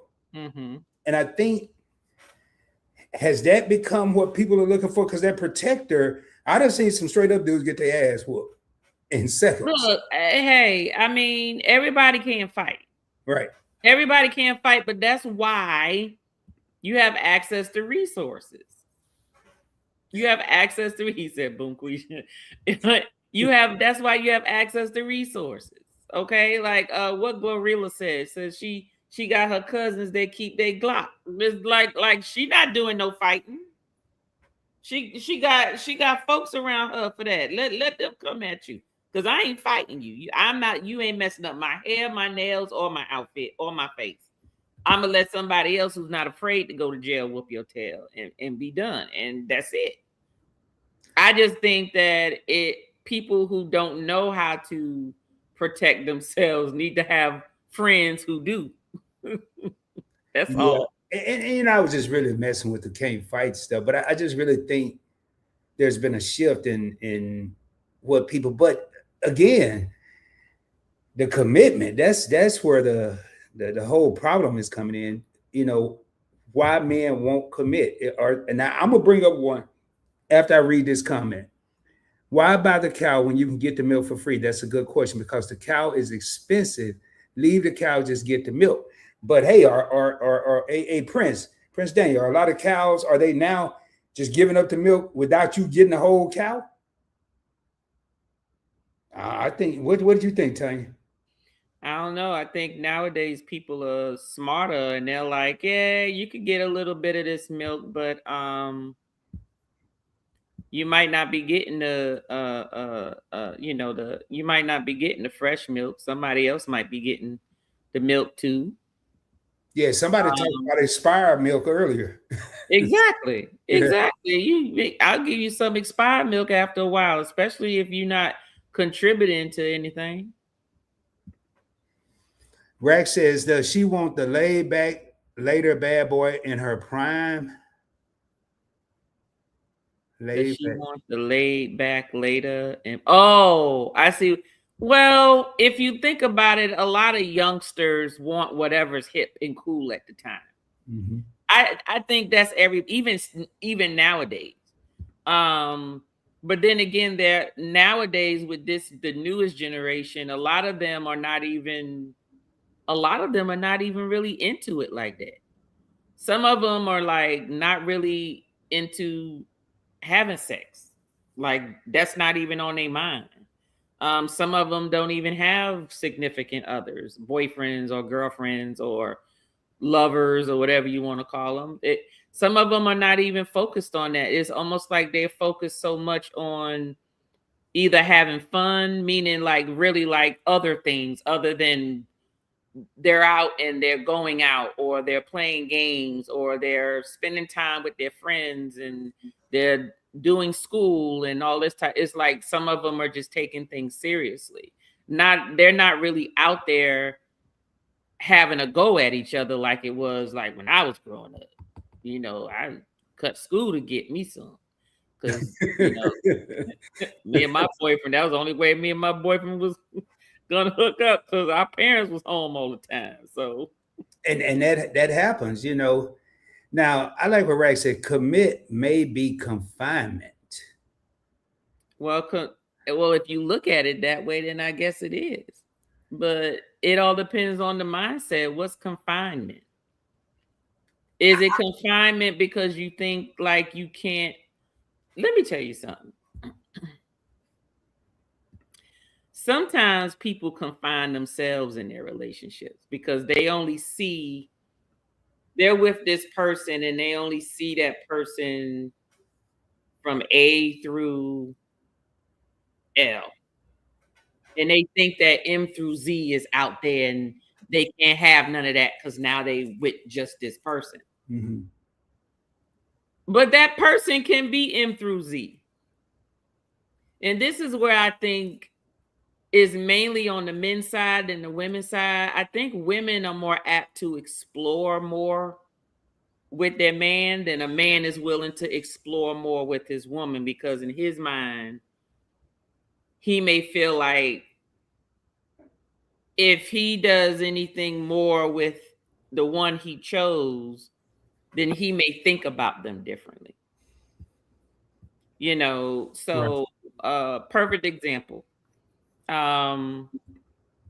There could be certain things like okay, so let's think about some of the reasons why some men want to have multiple women, right? Mm-hmm. Let's just say with their wife, they think about vanilla sex, you know, just very regular, you know, like your usual, what you see on TV, right? Nothing extremely passionate or nothing like that. It's just, it is what we do. We take care of the house. We have fun with the kids. We do family stuff or whatever, right? We drive in a minivan and all this stuff. Then it's like the side chick or the other ones, that's where they have all the fun, right? Mm-hmm. Now, this is the one where, you know, he got her hanging from the Raptors. You know, they got the swing in the room. You know, she dressing cosplay for a little playtime. You know, they in there having passionate kissing sessions or whatever, and they going on exotic trips and all this type of stuff. Well, that's because they confined their person into that box of the regular of their mindset of what a marriage is supposed to be versus this is my woman, and if this is what I like to do, it should be a part of this, right? Mhm. But there are some men who view a woman who would do that as that's not wife material. Like a wife is not supposed to be thinking that way. You're not supposed to be doing those things. You're not supposed to be kissing our children with the same mouth you doing this with. You understand what I'm saying? So Right. I'm saying What they got, a detachable mouth? I mean, there are some men who feel like they can't do certain things or have fun with their wife. Mm. You know, and the same thing vice versa with some women may be a little crude and they're like whatever, but if you got papers on this person, I'd be like, hey, if I want you to toss it up, then you need to toss it up. Then that's what the Bible said. What the Bible say, Tony? What the Bible say? Hey, I just want to know what the Bible said. I'm about gonna let Kizzy and Des answer that one. Hey, yeah, hey, Kids and Desmond, y'all hear what the Bible said about tossing it up? I ain't never seen that scripture, that verse. Hey, I want to thank, and I just pulled up. That's why I kind of was looking around. I pulled up my the actual live because back here we can't see it. And I want to thank always that girl. I got a text from one of the executive team saying that you had sent jewels. I want to thank, or gifts, or whatever the things called. So thanks for that. Appreciate it. And thank all of y'all for being here, man. It was a perfect time because Tanya over here talking about tossing it up. But hey, look at this here. I treat my women like a queen. I'm a lover, not a fighter. I'm very loyal and respectful towards my partner. I got my own fresh milk. I don't need a cow for that. Okay, well, he said he treat my women. That's plural. PD, did you mean just one? I'm just asking because he might have meant to put women. He said he got his own fresh milk. He don't need a cow. So he got a bunch of what they used to have in New York, the little cave with the little milk bottles. He got a bunch of milk bottles. That's what I'm reading out of. Hey, Prince Daniel, man, you gotta help us out there. But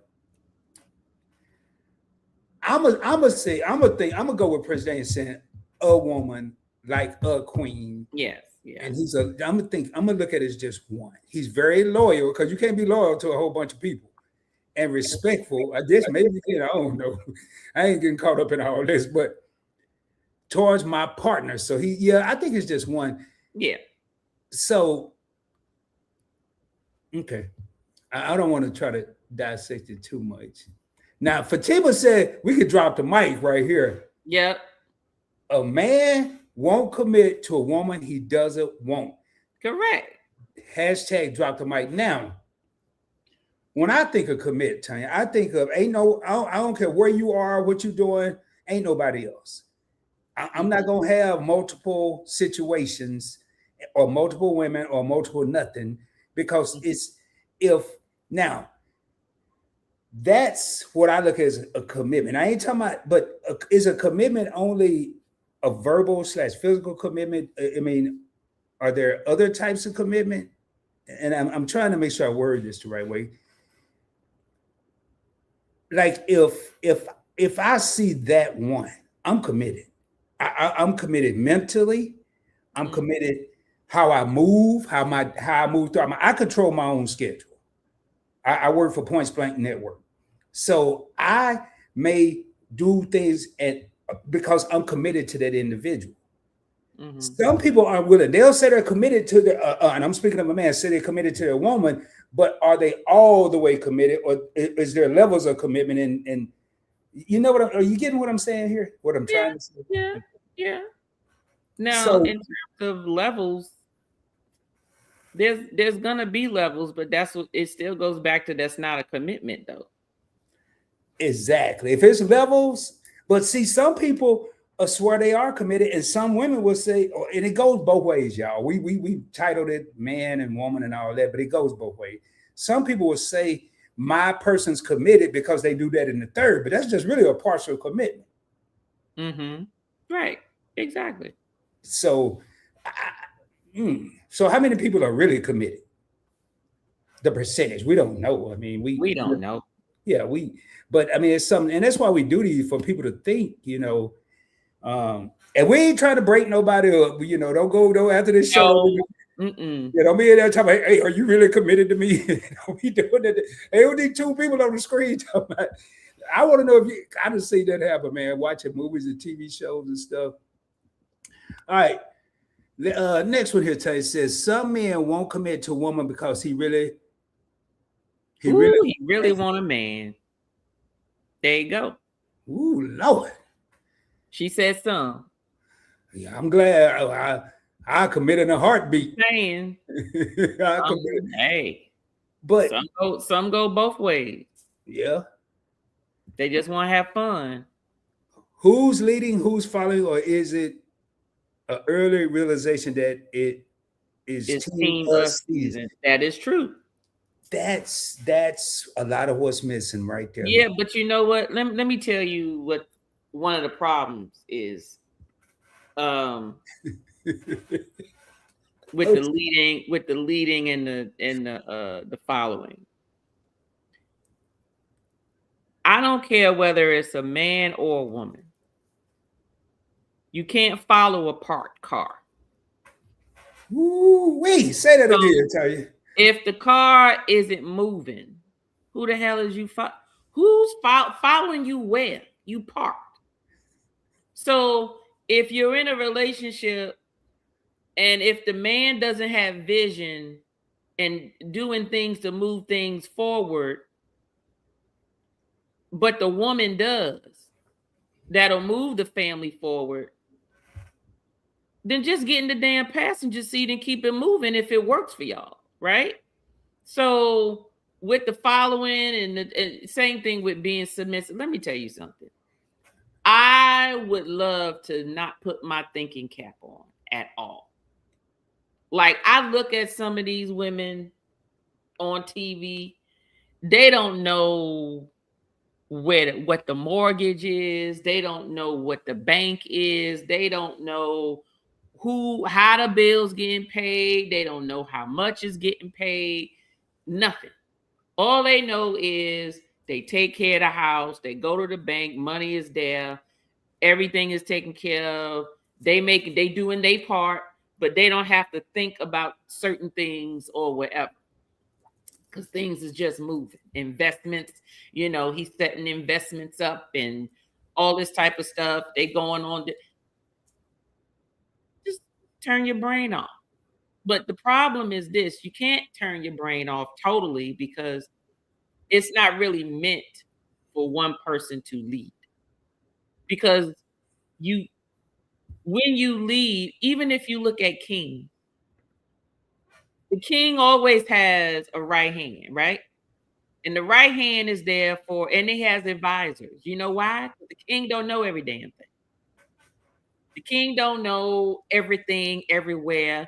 He may need to think strategically and be able to know which way to go, but he's not making those decisions by himself. He's supposed to have his team with him.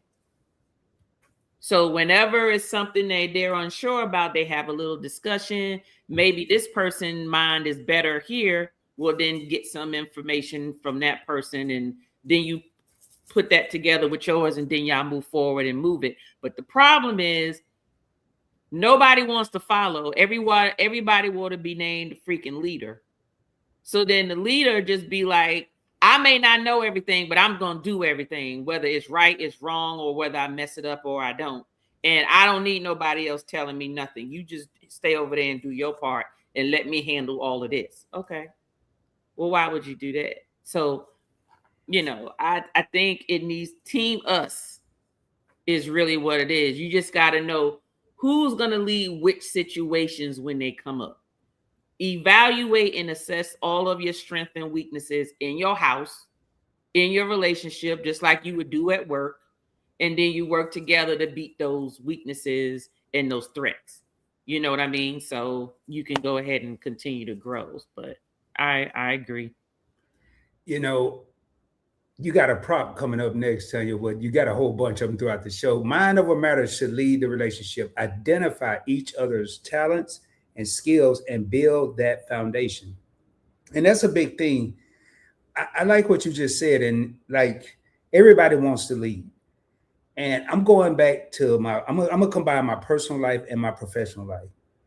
In the military, and I know Timmy can probably relate to this, I spent the majority of my career being a leader. And even when I got out and became a sales director, I spent majority of that time in that profession as a leader.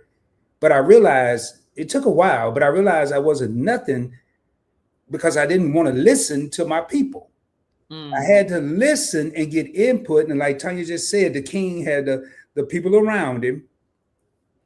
And then in my personal life, when I decided to start listening, I became a better person. So I mean, everybody has skills, kind of like Rack is saying, and everybody have talents, and they may not be the same. One person may be good at this, the other partner may be good at that. But if you can combine and become a unstoppable force, that's when the real, like us season, what Rack said earlier.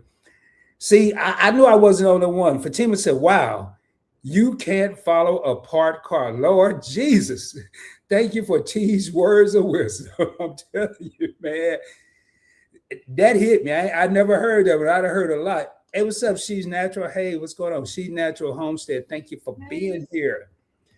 Hey, we got 39 real homies in the crib, 39 people. Yep. Leaders know how to identify leaders. That's a true statement right there. That is a true statement. If I won't even get deep into that. Rack, that's a true statement. If you're a leader, you can recognize another leader, and they may not even be at that leader level yet. What do you think, Tanya? Now, that is true. And sometimes people are offended by their own inability. I put it to you this way. Taking care of a household requires multiple people, right? Mm-hmm. And like I'm talking about being able to take care of it and still have your peace of mind. You need more than one person doing it, especially if there's more than one person in it. Mm-hmm. And even in the real world, outside in life, period, everybody wants to be the top dog, right? Whether they can be the top dog or not. They're like, everybody wants to be a doctor. Well, you might not be able to be a doctor. It's okay that you work for the sanitation department. Do you not realize they make good money? They got damn good benefits. And guess what? They only work a certain number of hours a day. It may be the stinkingest job, but guess what? The world can't function without them. So it is a guaranteed job. Like, everybody wants to be the one in the suit, the one making, like what everyone considers, top tier. But the thing is, you may not be able to lead every damn thing. Okay, you may be able to lead these three things, but you may not be able to lead these other two things. And you just need to be okay with that. But not everybody wants to give up leadership at certain times. They always want to be in control. Sometimes it's okay, but you can't lead without serving. How you gonna lead without serving people? How do you know what it means to lead if you've never served anybody? You don't. You have to be a server or servant, whatever you want to call it, to be able to lead, because you got to know, at least I feel like you have to know how to take care of the people you're going to be leading. There you go. Exactly. You have to know how to take care of the people you're going to be leading. And that goes back to this whole topic we're having. Are some men afraid of commitment because they don't know how to lead, or they feel like they don't know how to lead, or they really don't know how to lead, whatever the case may be? So are they running from commitment and jumping from person to person to person to person and never getting to that commitment level. Because once you get to that commitment level, at some point you got to lead. I don't care if you part-time leading, and the wife part, the girl, the friend is part-time leading, the lady friend, the wife, whatever. Both y'all may lead, but at one point you're going to be called upon to lead. And is that a reason a lot of men won't commit? They don't know how to be a leader. I'll honestly say, I got married at 22 years old. Did I know how to be a leader? Hell, I couldn't even lead myself. No, I'm being real. But here I am talking about, I'm married, I got a ring, I got a wife, but I was nowhere near a leader of anybody's house, especially mine. I wasn't. I'm being real. Now, through trials and tribulations, I think I'm a damn good leader. But I had to be a servant first. And I jumped from, I don't know what boat, I jumped from one boat to just the married boat. I skipped some boats in between the two. So that's just my 2 cents on that. Hey, Game Master told me at the job, he just want to be the middle dog with a comfortable life. And I didn't want to get too deep on the job. We did, correlate the two, but a lot of times, man, they go together. I mean, I hear people say all the time, and I didn't realize this, but marriage, relationships, whatever you want, a real relationship with a commitment. I ain't talking about these popcorn relationships. That is work. Yes, it is. It is work. Not 2 times a week work. It's work every day. It's work. And a lot of people, and I think when people, men and women, realize that the relationship is work, that's when the commitments start to fade. Oh, I ain't ready for all this. I don't want to do all this. So, man, let me get out of here before y'all hear me pumping up this. We ain't having no part 3. It was hard enough to remember what we were in part 2. We got some time before we go. We got 3 more questions and that's it. That's it. Well, I must got the wrong version because I got about 9. No, you looking up back at what we already talked about at the last. Probably. Now, did we talk about standards being too high? No, we didn't get there yet. Okay. That was one of Well, the next. you run this here little old park. That way, that'll be easy because I'm lost over here. No, you good. Go on, bring up your part. Hey, what up? Timmy does everything. Thank you for being here. Appreciate you being here. How that car doing, man? The cars, rather. Yes. How's everybody doing today? Great co-host team, man. Thank you. Valid content. Appreciate it. Hey, I'll be checking you out, man. Speaking of which, y'all, I forgot about 140 subscribers to hit 1,000. TNT Connect. We both have other channels that are where they need to be, but we're trying to do something different. So, hey, subscribe. TNT Connect, which is Tanya and Timmy Connect. TNT, not no and, but N. And points with an S, blank experience. Subscribe. We appreciate it. Y'all call it a shameless plug, whatever they call it. I'm going to say it. So, all right, Tanya, I'm going to let you run this here. Wait, hold on. We got something in here. Hey, but that means a lot, man. Great co-host team, valid content. Thank you. That means a lot. All right, so Fatima said respect, intimacy, communication, understanding, and trust. All 5 is needed for a successful marriage. Yep. If God, a believer, leads your life, add him to the 5, but put him first and center. So let me make sure. Respect, intimacy. Yeah, can't be none of that get yours and leave stuff. I'm stuck on that part right there. Communication, understanding, and trust. Right. I think the intimacy need to go at the end because if there's no respect, if you can't communicate with each other and you don't understand, you can't trust anybody, then that intimacy go out the window because be like, don't even talk to me. Now, then again, there are people who be like, they'll still want it even when they mad with the other person. So, not me. I ain't gonna be talking about don't touch me. I'm just no. I don't like being mad though, but I agree with you, Tanya. Now, if I had to put this in order, respect. If I don't respect you, I can't even communicate with you. I ain't trying to understand nothing. I ain't trying to trust you. That's We it. ain't Yeah. doing nothing. We ain't, their Respect. respect. Fatima got respect in the right place. Now, maybe I can jump, but I got to be able to talk to you. Yeah, that communication got, and it's not just talking to somebody, it's understand. Yeah, that People- was next. Understanding. People misinterpret what communication is. Communication isn't just, did you hear what I said? What? No, it's not did you hear it? Are you listening to me? Meaning listening to what I'm saying, To understand, not hearing how I'm saying it, what is my emotion when I'm saying it? Are you hearing the message I'm trying to portray to you? Because a lot of times some people just automatically assume what you're trying to say to them.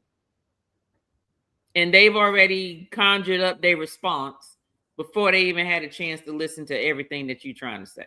They're hearing to respond instead of listening to understand. Correct.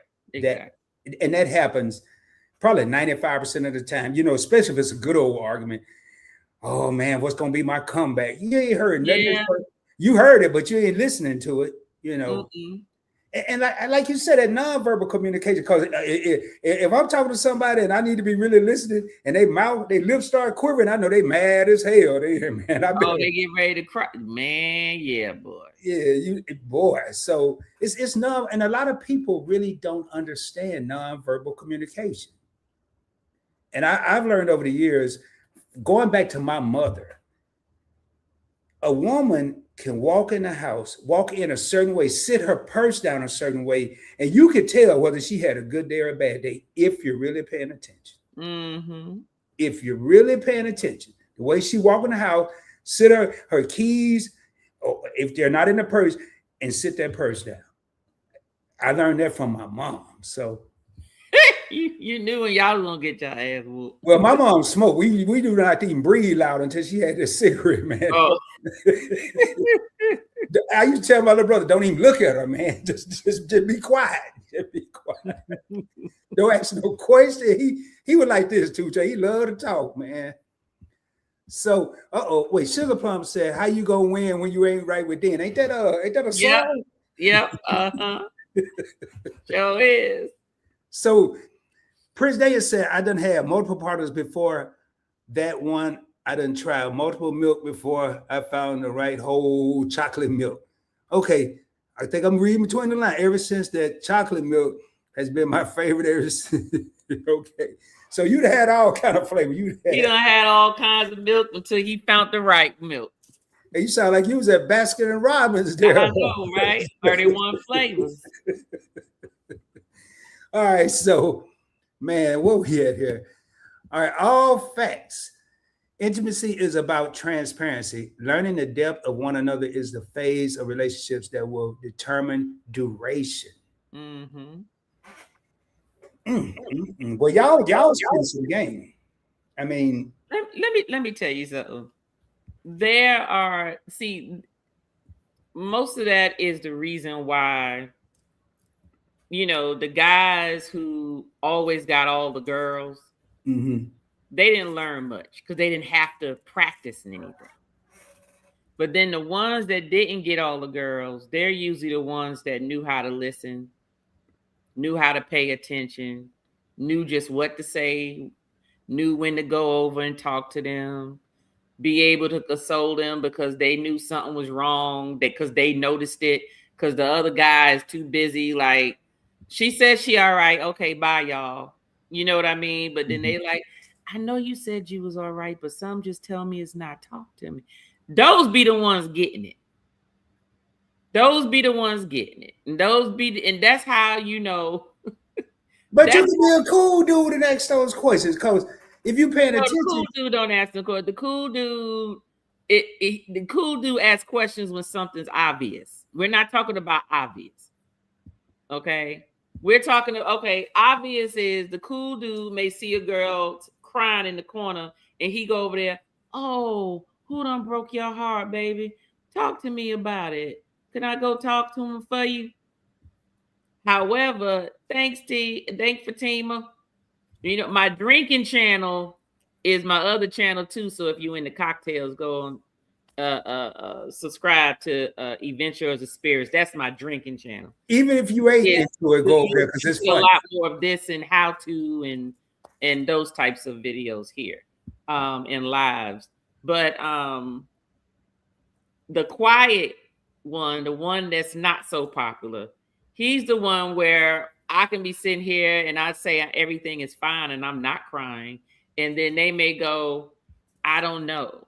Your eyes don't shine like they normally do, or your smile was a little crooked, blah, blah, blah. Now they want to check. That's for real though.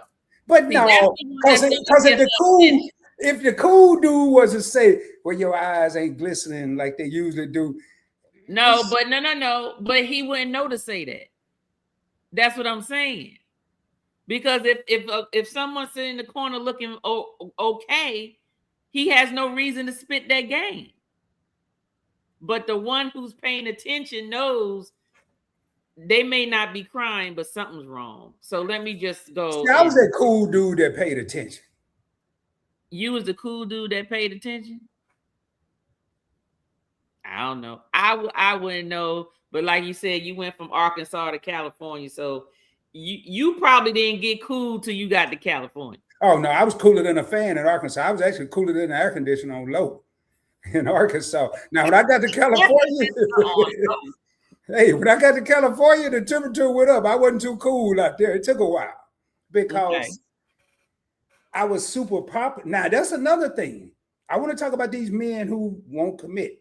I think opportunities and location come into play. Like, yes.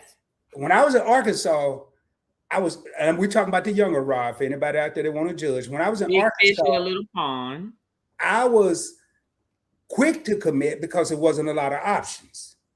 Oh, okay. When I got to California, and it was like 2 million decks of cards, who cared about committing because you had all the fish out there? So I think location. Now, this is a younger version. Now, I think as you get, like you said earlier, experienced, mature, I don't care about all that ish right now. I don't care. Big ponds, little ponds. But I think now I'll tell you another one. Job. A lot of men may not commit because of their job. What about the guy who has trust issues and every time he gone, he can't even keep a job because he worried about what his woman doing at home? Oh, yeah. There's folk that do that too. That to me, how can you function when you can't even do what you need to do and focus because you so worried about what somebody else may be doing? Then you don't need to be with the person. Now I'm gonna tell you another one. What about the military men that won't commit? Oh, I don't know about none of them because every time you turn around, they all married. They all married. Well, I think it's because they got tired of running around. Then they'll still do stuff. Well, I think it depends on the branch because I know in the Navy you have just stop. No, I'm gonna tell you. Now, this ain't got nothing to do with what me and Timmy normally talk about. In the Navy, you move around quite a bit. It's just like, okay, you take a lot of cruises. Mm-hmm. When you pull into a port right now on a Royal Caribbean or a Carnival, you're there for 8 hours. Yep. When you're in the Navy, you pull in, you're there 4, 5, 7 days. Mm-hmm. You can have a 4-day relationship if you want. Sure can. And then leave. And then you go. I remember, I think it was 1992. I went to 14 cities, 8 countries in 6 months. And the longest I spent out to sea was 2 weeks. Mm. Man, you ain't even had time for a commitment.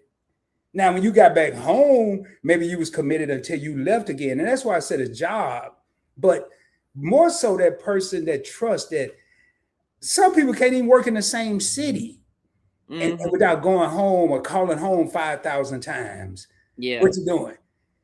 You're in the bathroom, you're in the kitchen, what you doing? Man, come on. Yeah. If you gotta, and that's not, forget that. That's unfair to the person you with. You know, you driving this person crazy. You have accidentally. Okay, hold up. See, Keisha said most of them got married because of the benefits. And the benefits ain't even that much. No, not why you did. Man, it ain't now. What it does do, it does improve your housing because you're with somebody, so they don't have to bunk you with someone else. Now I tell you, I know from when I was in back then, there was a certain allowance you got if you were married, going along with the housing portion. But there were agreements. This is why we're doing this, but we're gonna do our own. Yeah, so all right. It wasn't that much more money. Yeah, depending on where you live, and it depends. Like I know when I was in head on a swivel. Wait, what? Oh yeah, hold up. Yep, when you get to Cali, if your head not on a swivel, it will once you hit LA. I'm telling you, man, it was different than being in Arkansas.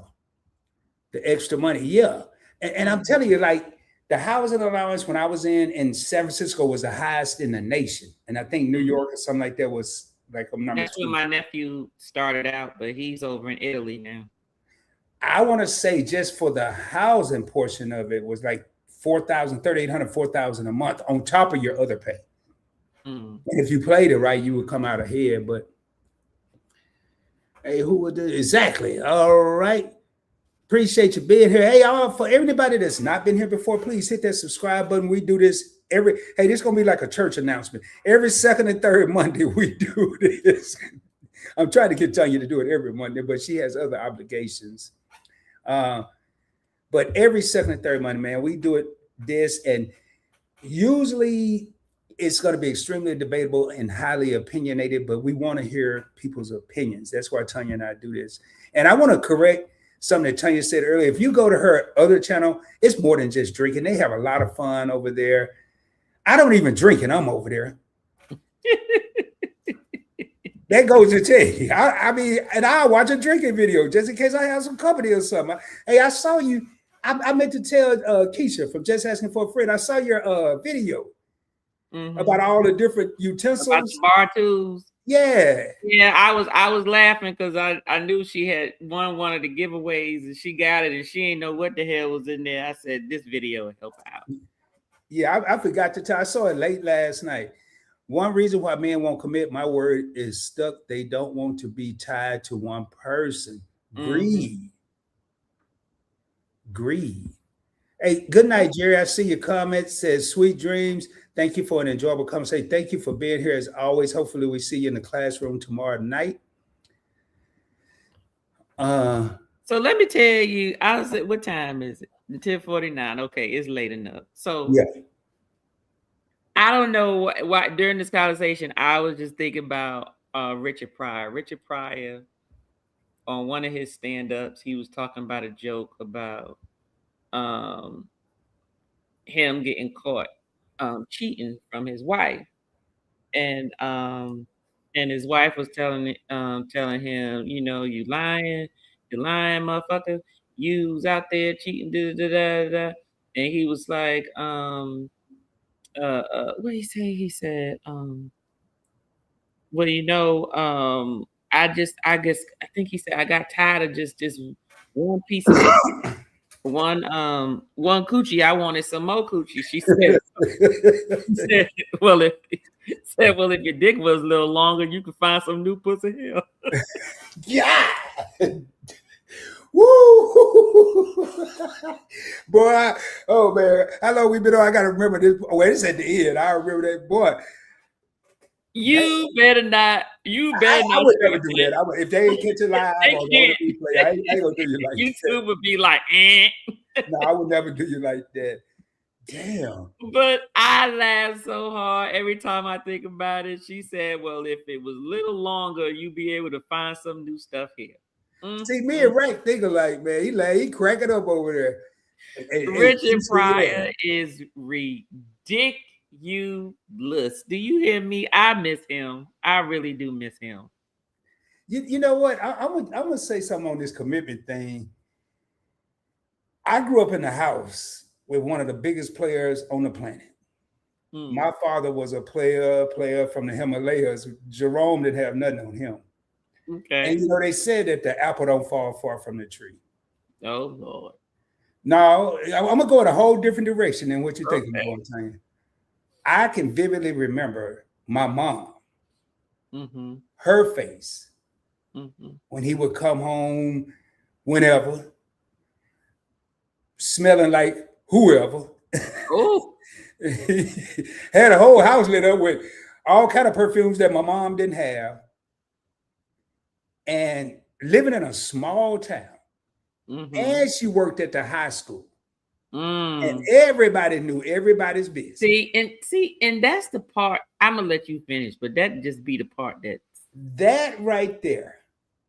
Looking at her face, and only as I became a mature adult, only imagining the turmoil that she had to go through, not just being at home alone. She had little dogs and shit, but that didn't really work, you know. But to go to her job and have to face, no one was brave enough to say anything where she could hear it. But I'm sure the looks, the stares, feeling. Somebody mentioned confinement earlier. Feeling confined, because if you lash out to any student, they're gonna come back at you with a vengeance of what your husband doing, what he been doing. You're on lockdown in your own life. So that alone made me not ever want to put anyone through that.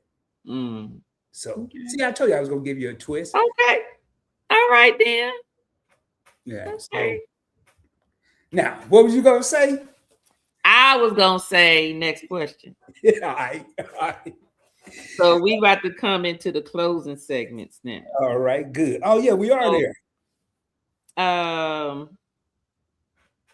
So what boundaries, y'all, do you think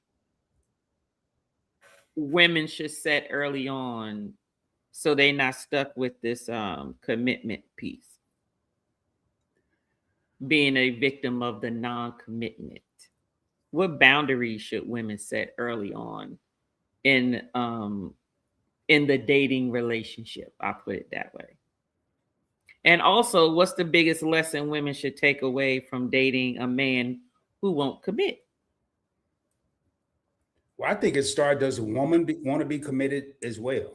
What level of commitment does the woman want? I think that's right. We're going to start with some communication. We're going to start with talking about, okay, we need to talk. What level of commitment are we expecting? You know, what are you looking for? What am I looking for? Let's lay it on the table. If you want to have a whatever, then we need to establish that. And then both parties need to see, is this something I want to deal with if we're not going to have a commitment? If we are going to have a commitment, you still have to put it on the table. And I think that's why I went back earlier and said, you know, you have to, that partial commitment stuff, it can't be just that. You can't just sit up here and say, I'm committed, and the words sound cool as hell. The man or the woman has first you need to know the definition of commitment. Do y'all have the same damn definition of commitment? Right, exactly. If it may be two different definitions. If that's the case, we got to get on one accord. What are we going to be doing here? And that I don't even have to drag it out. That's just, I want to see what the chat is saying about that. And look like Rising Power, Richard Power, the art of truth telling. Yep. Just asking for a friend, Keisha. And I keep saying both of those, y'all, because Keisha is my other co-host on the other show. So sometimes I say the name just like I said, Tanya, but it's Event Yours, now TNT Connect, so I'm all confused. You should ask that person what they're looking for. And if they tell you a fun time, not a long time, and you know that that's not what you're looking for, then move on. That's right. I'm going to put a twist on that, though.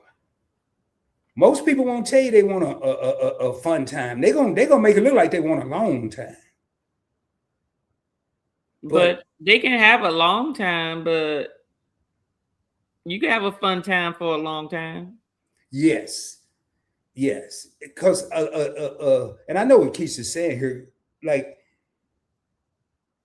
what are you looking for longevity? Or are you just looking for something to do this year and next year? Right. And just be honest about it. Yeah. You know, and that's the thing. It's like people are afraid to be honest about it because they don't want to not have this person as an option. Just say, hey, I'm just looking for a fun time right now. I'm not looking for anything serious. That is not hard to say. And trust me, give her that option. And if she wants to deal with you, she knows exactly what it is. See, I've heard a lot of females over the years say, just tell me what you want and give me the opportunity. But a lot of times when you say, hey, I just want a good time, I want a fun time, or whatever the case, a lot of people are saying, hey, just be upfront with me. But usually that's not going to cut it. I mean, I really don't think. What you mean it's not? I don't think most women, they ain't going for that. I ain't saying all, I just say most. Oh, yeah, but so what? They don't have to. The whole thing is just like she's weeding out what she doesn't want, he should be weeding out what he doesn't want. If he's not looking for a relationship and she is, then he should not be. That should be even more reason for him to say, I'm just looking to have fun.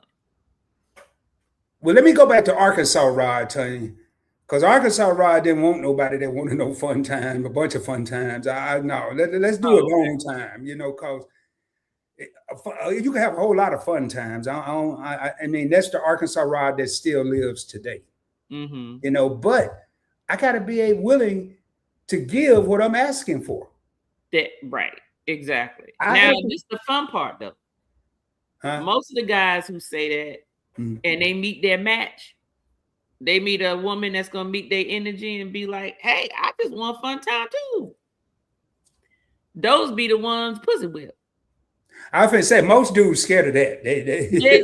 Because they can't handle that because that's not what they want. They want the woman that's going to call them and do all that type of stuff or whatever. And then the man can't deal with it. And it's the same thing, vice versa. A woman will be like, okay, he just want to have fun. Okay, I'll have fun with him. I'm not going to get serious. And then they get rolling around in the bed enough times and now she catching feelings. Because, you know, women are emotional creatures, you know, so then she was like, oh, I can change him. I don't think so. That's what Keisha's saying. A lot of women think that they can change a man's mind, but you should believe him when he tells you that he don't want a relationship. Yeah. That's right. When he tell you the first time, that's it. Now, do people change their mind? Do they at first they don't want a relationship? I mean, we know they do, but I'm just putting it out there. Let's say this guy, and it ain't about no PW, it ain't about nobody being whipped. This guy at first don't want a relationship, but he really don't. But then he hang out with this woman. He look at everything else that's out there, which is not equating to much. And he realized, hey, I have a good thing here. We have to put intimacy in it because that's what Fatima did. So the intimacy, the understanding, the trust, the communicate, everything's there. And now they want a relationship. They or him? Him. He wants a relationship. Now he realized, hey man, I have a good thing here. I didn't want one at first, but I'm looking at all other options out there. And this here is it. This is not a good option. This is the best. This is the option. Is that possible? I don't know. I'm just be thinking. So, I mean, guys catch feelings too. They do. They catch feelings because it might be somebody who, and most of the time, if they're both agreeing to have fun, what he's really finding that he likes is this is a woman that's not all over him. Somebody who's different from the other women who he is probably dealing with, because even though he just wants to play, they really want something serious, but then he meets somebody who is just playing just like he's playing. So men always want what they can't have. So I'm sorry, go ahead, tell me. I'm sorry. No, that's fine. Go ahead. I'm looking back, like a lot of times people will say, well, I don't want to, commit or show feelings or show emotions, because that's not how it was where I grew up or in my household, which for me, it was totally the opposite, because I didn't see that, or saying I love you in my house was almost like cursing somebody out. You know, you didn't hear it a lot. So, and I knew that wasn't right, and it made no sense to me. So that's something that I genuinely wanted. I wasn't about to love everybody like Michael Jackson, you know, at the concert, I love you too and all that. But I think sometimes it could be the opposite of what people are thinking. You know, I grew up this way, and my just like I said earlier, my father was a platinum playboy. This dude had a platinum card for player. But that's not who I wanted to be. Just because I saw that didn't mean I had to turn out to be that. So Right. Okay. Got What's to up, Bill? What up, Bill? See you in the house. What's going on, brother? Good live earlier. If you tell the truth up front, people get scared. You will sound desperate. See, that boy, that's a good point. That's kind of what I was trying to say earlier, but couldn't get the word right. Like, so what do you do? What do you do, Miss Cheryl? What do you do? If you can't lie up front, you can't tell the truth up front, what do you do? No, I don't think. I mean, I think she's talking about like if a woman says, "Well, she's looking for marriage," she's thinking that a guy would be like, "Ooh, you talk about marriage already? We just drinking some Starbucks. What you talking about?" Well, you know, I think that how you start that conversation matters, so a person won't get scared, so they know it's nothing but a conversation. You know, because the whole thing is to find out, what is this person's intent from dating? Dating has to have a purpose. You would think, right? But some people don't date with a purpose. Hell, some people go to work without a purpose. You know, they just, whatever I feel like doing today, whatever job I have today, that's it. You know, whether it's going to progress into something or it doesn't, I'm fine with that. And some people live their life that way. But living your life with intention matters. So I totally get what Cheryl's saying. You know, you don't have to tell somebody something from day one unless you know you on a time frame, you know. But like I said, usually those are usually more mature people are doing those things, not the younger ones. The younger ones are scared. They're worried they're going to chase somebody away by saying what their intentions are, you know? And so my thing is, if your intention is not to get married, I say, let's just say it happens in a year, then you don't need to be bringing up the fact that you're looking to get married. You just say you dating then. I'm just dating. I'm not looking for anything serious right now, because that woman might find a man that's like, ooh, I'm looking for marriage too. And let me tell you, when a man is serious about marriage and you are the one he want to marry, he ain't gonna wait no year. He'll pop the question in 3 months quickly sometime. So are you ready for that? You know what I mean? So if you're not ready to get married within the next month, if it's asked of you, not saying, I'm just stating, then you just say, I'm just dating right now. I just want companionship. I like to travel. Maybe I might get a travel buddy, or hey, I like to go out and go to concerts, looking for someone to have, you know, go out and we can socialize and have fun together. You know, sometimes I might need a little something, and we can do something without, you know, no feelings getting involved or whatever, but just be upfront about it. But some people are not going to do that. But I'm not nobody saying you're supposed to share every single last thing on the first, you know. You remember that episode we did about online dating, and when we first started this show, I know it was a lot of people on this online dating put in their profile, you know, what they thought people wanted to hear. And it goes in real life too. I'm gonna say, Eric, and I tested the water. Oh, I love travel. Where you want to go? Couldn't answer. Couldn't answer. See? Right. So right now we just subtracted 20 points. You're already to a B, and you barely hanging on to that. You know, so it goes to what Michelle is saying right here.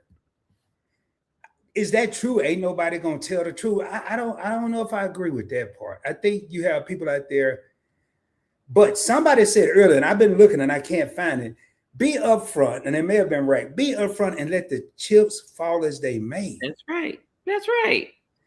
Don't try to play chess and say what you think the person want to hear, do what you think they want to be done, because the cookie gonna crumble sooner or later. Mm-hmm. I mean, I'm trying to say something like Tanya said about the car parked and all that stuff. So, but I don't know. I think you have to tell the truth. Mm-hmm. But because to me, if you start off with a lie, like my mom said, you keep on with the lie, and then you catch some feelings, this car ain't gonna have no reverse. Mm-hmm.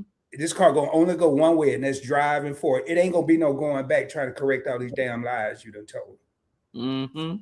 That's just, you know. But I know what Michelle is saying. All right, current culture says we all got options in time. Real life shows us that if you move in intention, you control the quality of time. That's right. That's right. And I'm gonna tell you, man, it'll be less time wasted. We ain't all your time, man. Every day is the last to me. I done been in some situations where I don't like wasting time. Mm-hmm. Time is not promised to nobody. So you might have some options, but don't think you got all the time in the world because you this age or that age, and don't think your time is shortened because you're that age. Who knows? You might be like 150. I don't know, but I think the key to this here: move in intention. Yep. You control the quality of time. Young people could be in the chat. Reach out, teach one. That's right. Yeah. They'll be listening and going, "Oh, okay, this is what I should do." Mm-hmm. Don't put up with that BS. It's something out there you should go through all season, because be scandalous. Sure, folks ain't gonna tell you they live in their mama basement. Somebody ain't gonna get lucky. That is true. Yeah. That's true, and they right. So they just need to pay for a hotel, and they ain't got to tell nobody nothing. Sooner or later, you got to go to that basement, though, because you're going to run out of money or something. You're going to end up at that basement. Look, if you living in your mama basement, hopefully you ain't losing no money. Yeah. Hopefully you're not losing no money. So that's all. All right. So, Tanya, we about at the end of this here. Yes. I don't think nobody answered. What's the biggest lesson women should take away from women? Yeah, what's the biggest lesson from dating men? I'm trying to reword this. What's the biggest lesson that people should take away from dating people who won't commit? I know the thumbnail said men, why won't men commit? But I think we've established that could go both ways. Mm-hmm. So what's the biggest lesson we've taken away from this whole topic? This is part 2 of we're on about 4.5, 5 hours of this topic. So what are we taking away from this? Part 1 was 2.5. Now we're at 2.5 right now. I've taken away, there's a whole lot of ways to do it, but to me, there's only one way, and that's to be upfront, be real, state your intentions. If you want to kick it, just kick it. If you're talking about marriage down the road, state that. Don't, they say you have open-ended questions. Don't have open-ended statements. Oh, I want to get married. All right, when? 2050? Right. Right. Like, oh, you know what? I want to get married too. Yeah, I want generational wealth. All right, how you gonna get there? The discussions need to be in detail. That's what I take out of it. I get that. Tanya said a while ago, you don't have to say everything or maybe Miss Cheryl, somebody said it, but you don't have to say everything on the first date. It was Tanya actually, but you got to also keep in mind you may not hear everything on the first date or the first 5 dates. You never know. You know, we so quick to put a time limit on how quick you gonna get the draws either way. Okay, exactly. What about the other time limits out there? You know, oh, I'm gonna give him some in 6 months. If I don't hit that in 2 weeks, I'm gone. Okay, what about the other time limits that are out there? Mm-hmm. People want to talk about all the wrong stuff. What? I mean, my takeaways are, well, just things I want folks that's listening to know who don't know, is that men will commit, but they choose who they want to commit to, and it's the same thing vice versa.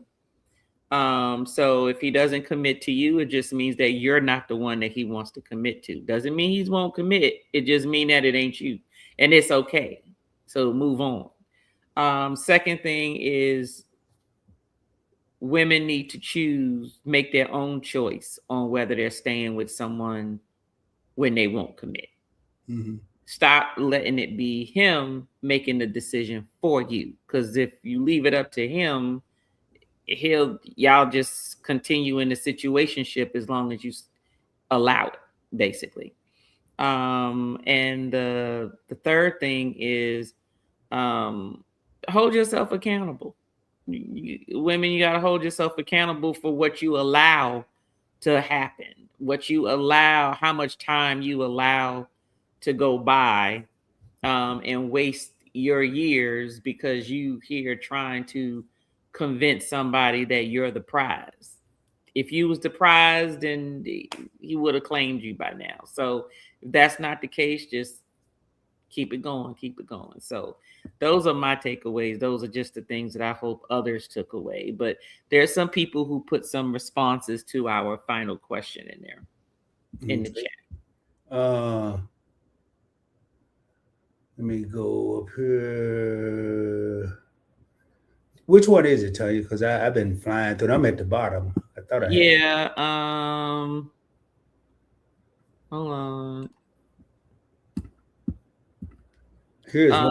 Go up to where it says 11. Hold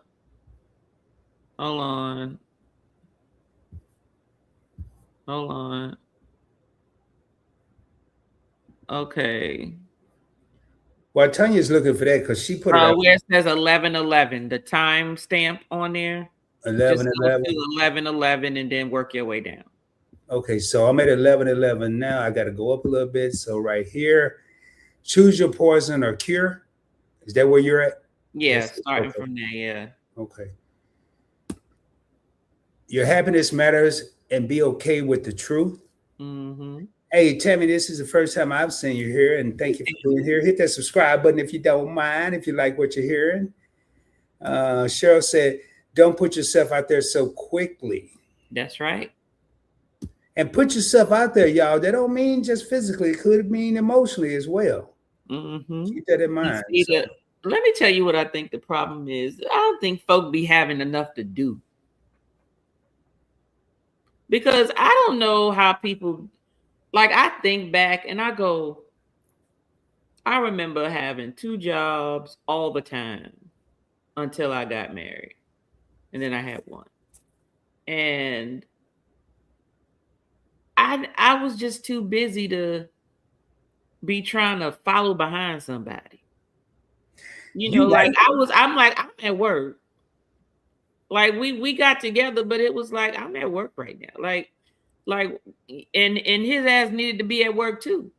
So I'm just wondering, like, where is all this time these people be having to be? Where you at? What do you mean where I'm at? I'm at work. Why you not at work? How about that? This is what's doing it. Like, I know you remember back in the day when you used to call or somebody call, you had to go to a payphone. Oh, you had to go to a payphone, or you got a busy signal when you call. Yeah, now it's so easy to just be bugging somebody all day long. You know. Mm-hmm.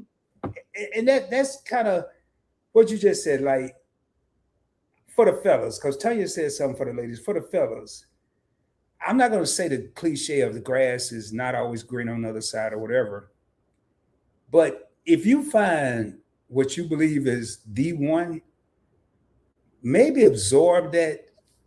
Take your time, see if that is the one. Don't be looking at all the other people out in the pasture or whatever, the cows or whatever. Take the time to see that. Like, I'll tell you, I don't care. Antonio just said busy. I could be super busy, but if I'm committed to somebody, I'm going to find time to say, hey, I was thinking about you. Or I'm going to text and say, hey, you were on my mind. I think, in addition, Tanya, to checking on people, this here just make it so easy to mess with a lot of people. Look, Just disrupt a whole lot of people's day. Hey, Let baby, me how tell you doing? Hey, baby, how you doing? I wish there was an app that you can put a damn busy signal on it. People wouldn't know that. So voicemail don't work. Need you to hear. You know what you hear, Tanya? You hear a lot of this. They be at the front door. Hey, what you doing up in there? I know you hear that phone. Wait, you can't hear the phone ringing. I got to, but see, people can't relate to that. I remember, man, and don't let you. I remember when my mom used to be on the phone, or we would be on the phone, and my mom trying to call. Oh, and it was busy. Ooh. Ooh. Right here, Cheryl said, talk, listen. Time is important. See if they have family. How do they treat them? Is your conversation positive or negative? Agreed. So agreed. I like this. Don't play the victim. Claim your choices and lessons. That's right. He said That earlier, is so pick true. your poison or your cure. That's what he said. You know, I could tell you, man, everybody out here can be a victim of something. Yeah. Mm-hmm. Man, you ain't the only one. I mean, okay, you ain't the only one that had problems, got problems, gonna get problems. Mm-hmm. I learned firsthand, man. Everybody don't want to hear your problems. I quit calling people when I had all my problems. I said, man, they don't even want to hear it. But I had a kind of a clue. They didn't answer the phone all the time. So I think I was getting a busy signal, tell you, to be honest. Oh, thank you. Thank you so much for subscribing. I appreciate that. Yep. Boredom does not equal finding a good thing. No, That's right. Man. That's right. Well, I got to read this here one. This ain't the 90s, the 80s. The dating culture in America is garbage. Doo-doo. Hey, man. It's different. It's different. It's different. I think, I mean, you know, social media done made a lot of changes to what people's perceptions are and what their so-called what they think reality is, because that's all people put forward is everything is just perfect and everything is pretty and beautiful, and all you see is hashtag goals and all this type of stuff. And it's like, no, why don't you put up there the real stuff? You know what I mean? Like, come on. So Well, I'm gonna start some drama for my closing statement. I think social media is the root of the non-commitment. The non-what? Commitment. I think it's a big part in people not committing. You think so? So what do you think? What do you think? What do you mean? Well, first of all, I said that to get everybody riled up before we leave, but no, I really think that going back to what we were saying, you know, social media and this device here, cross country, cross state, cross the world, is at your fingertips. Mm-hmm. All you need is an app.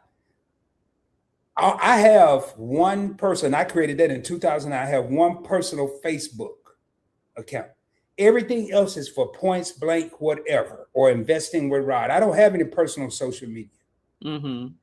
I'm not on there looking for the kumbaya that's going on there. I want to put my stuff out. A lot of people, I know you saw it. No, I didn't see nothing on social media. I was on there long enough to post my stuff, see if any of the people I follow posted anything that's relevant, and then I'm out. Right. I'm not going to sit there and thumb there. People say, you'll get caught on TikTok for 3 hours or what do you know it? Not Rod. But I think social media and the facade, Yeah. The facade, not just social media, all media, whether it's the movie theater, whether it's the TV, the radio, the music, the facade is giving people a false sense of what life is, what life is. Yeah. Yeah. And a lot of movies nowadays with technology is you can just see it. How you can see how it evolved. It could evolve into that. Like people living in virtual reality worlds, right? Like they are literally in their homes with these devices on, and that's how they go to work. That's how they live out in the real world, is through their virtual reality. What's his name? Bruce Willis was in one. I forgot the name of that particular movie, but him and his wife, he was married, and they lived through virtual reality, and they look like shit in real life, but in virtual reality, they was like, he was handsome, head full of hair, and she was all slim and sexy and all this type of stuff, and that's how they live because that's how they wanted the world to see them. But when they took the virtual reality thing off, they didn't want each other to see each other and all this type of stuff because they didn't look that way anymore. But yeah, that's just how it is. It's sad. However, when it comes to commitment, yes, it's on both sides, but everybody needs to be accountable. If you're going to date with intention. It's okay to say up front what your end goal is. Doesn't mean that you're trying to get there today, but you also want to let folk know, like, what are you talking about? Like, are you talking about in the next 4 or 5 years you want to get married, or or are you talking about now? Those two different things. I mean, I would run for the hill if I'm not ready to get married now. Like, it don't make no sense to talk to you no more, especially if that's not what I'm trying to do. So yeah, definitely. Yeah, man. I think we done. Oh, that was one more thing I wanted to do real quick, Tanya. Real quick. I think I can do it in here. I hope I can do it. Oh yeah, I can do it from right here. And y'all, I'm doing this here because I forgot last time, so I'm gonna do it this time. Well, maybe I ain't. Hold up. I don't know. Maybe I'm not. I gotta look at some. I'll look at it. I don't want to waste a lot of time. What you trying to do? I think I'm in the wrong thing. I wanted to give out some memberships, but I'll do it the next week. Oh, okay. But I do want to pull up something here, y'all, and I'm gonna get out of here. But we're talking about this virtual reality stuff. And let me see if this is the right one. Bear with me here, y'all. I'm just trying to do something here. Tell you got anything else you need to say? Any more good comments? No, I can't wait for our next topic next week, which is what? Baby mama, baby daddy drama? Yeah, boy. Oh boy. Woo. Oh man. And then we got one after that too. Yes, we got one. Our one after that. That one is in June. Let me see. Hold up. Are we on for next Monday? Yeah. Well, you said it was a special right. day. It's my birthday next Monday, y'all. So y'all better show up. I wasn't gonna say nothing, but Tanya's birthday is May 18th. We need max people here to show Tanya. She does a lot for YouTube, a lot for the YouTube and the community. So man, y'all, if y'all don't have anything to do next Monday, even if it's just for a few minutes, if Tanya's anything like Rod, which I doubt, then my birthday is like a national holiday. I all the other stuff. I'm fine with low profile, say hey, acknowledge, whatever. Yes, I do like gifts. From those that are close to me, but yeah. Oh, our topic in June. So next week is baby mama versus baby daddy, the drama, basically. And then the one in June when we come back, we're talking about how broke folks be traveling with no money. Boy, that's one I can't Let's wait talk on. about it. Brokies. That's what we talking about. We talking about That's one. brokies in June. I'm trying to do something, but I don't think it's gonna do it. No. I don't know what it is you trying to do. Never mind. Hey, we got 39 real homies in here, and I ain't gonna waste no more of y'all time. Let me see if we got any more comments. We're gonna get ready to raise up. You can subscribe to both, Vicky, if you like. Yeah, both, Vicky. Points Blank Experience. Oh, hold on. Let me see if I can put my what's the name in the chat. Good. Why you doing? Because I got a problem over here, man. I got a major. I can't. It won't let me do something on StreamYard. That's really tripping me out. But okay.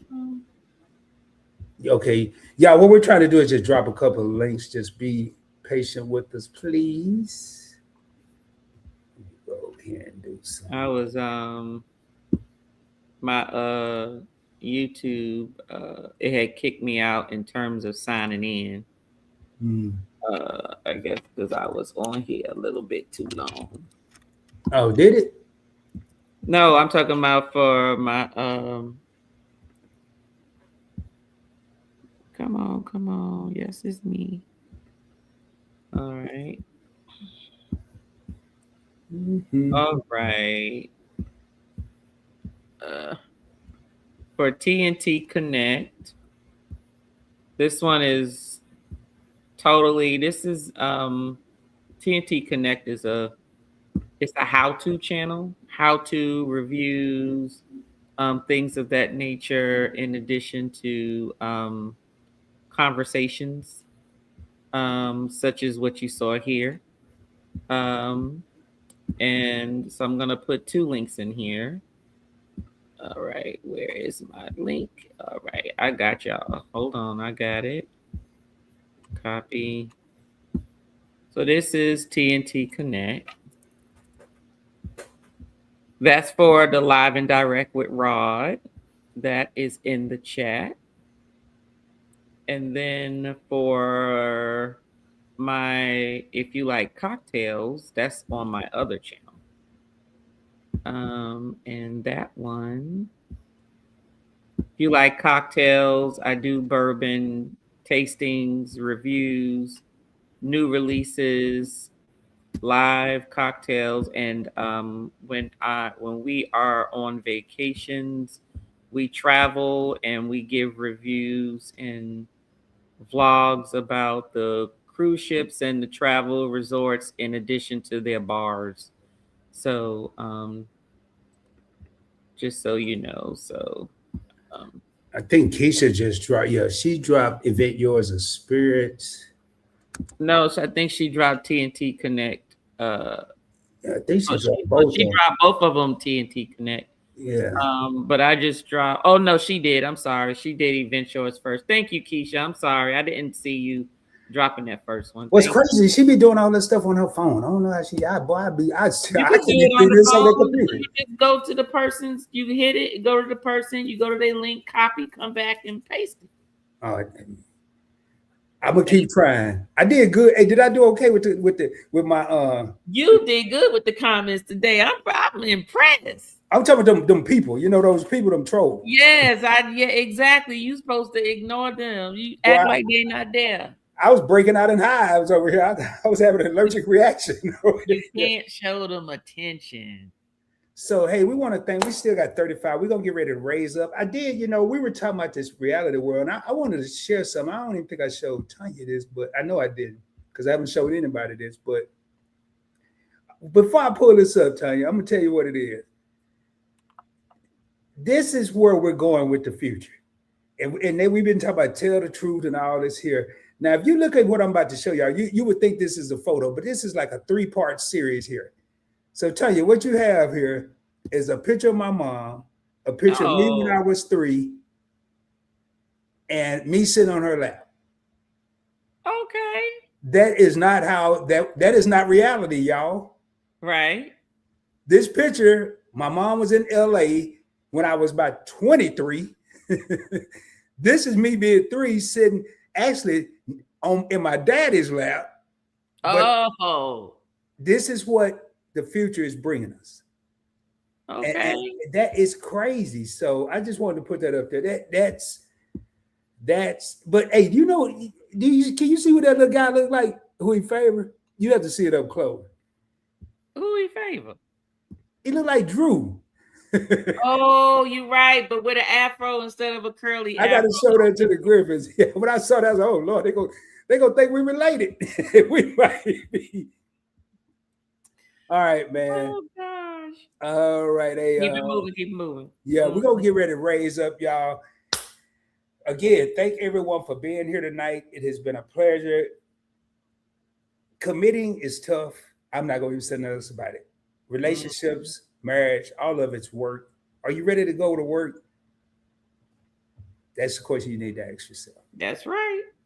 And with that being said, y'all, I'm gonna let y'all enjoy the little bit of. No, we ain't doing that. We're gonna put this right here up there. Tanya, you got anything else to say before we go? Don't be trash. Live your best life. Oh yeah, y'all gonna hear somebody say that because I'm gonna play this close out. But much love, y'all. As I end each and every show, shoot for the moon. If you don't make it, you'll be amongst the stars. Speaking of which, I just dropped an investment video. If you're trying to get your paper right, go over and check out Investing with Rod. If you're trying to get your drink on and other things, go out and check out Invent Yours. Cocktails for days, y'all. A lot of knowledge. With that being said, we're gonna raise up. Much love, y'all. All right. All righty. Well, tell you can still talk, but we about to raise on up out of here. Much love, y'all. All right. I always do that. Now we're gonna come back. There we go. Yeah. Yeah. His eyes on finances, Her hands control the pause. counted by the minute. Then we walk through the doors. Serious topics, Stop provoking. his thoughts, her thoughts. We keep it poking. Lots of fun, no drama. Every episode is smashed. They try to play it light. But we bring the truth of class. Rod and Tanya, Live and direct. speak it plain. Earn that respect. Don't come soft Don't come fake. when we step in. The room don't break. Points blank, event yours. Points blank. Event yours. They don't enter rooms.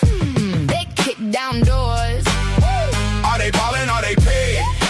Let us see those checks. Forget the power and the money. We come in respect. Yeah, he brings the pressure. She brings the proof. Clean little debate. With a big picture truth.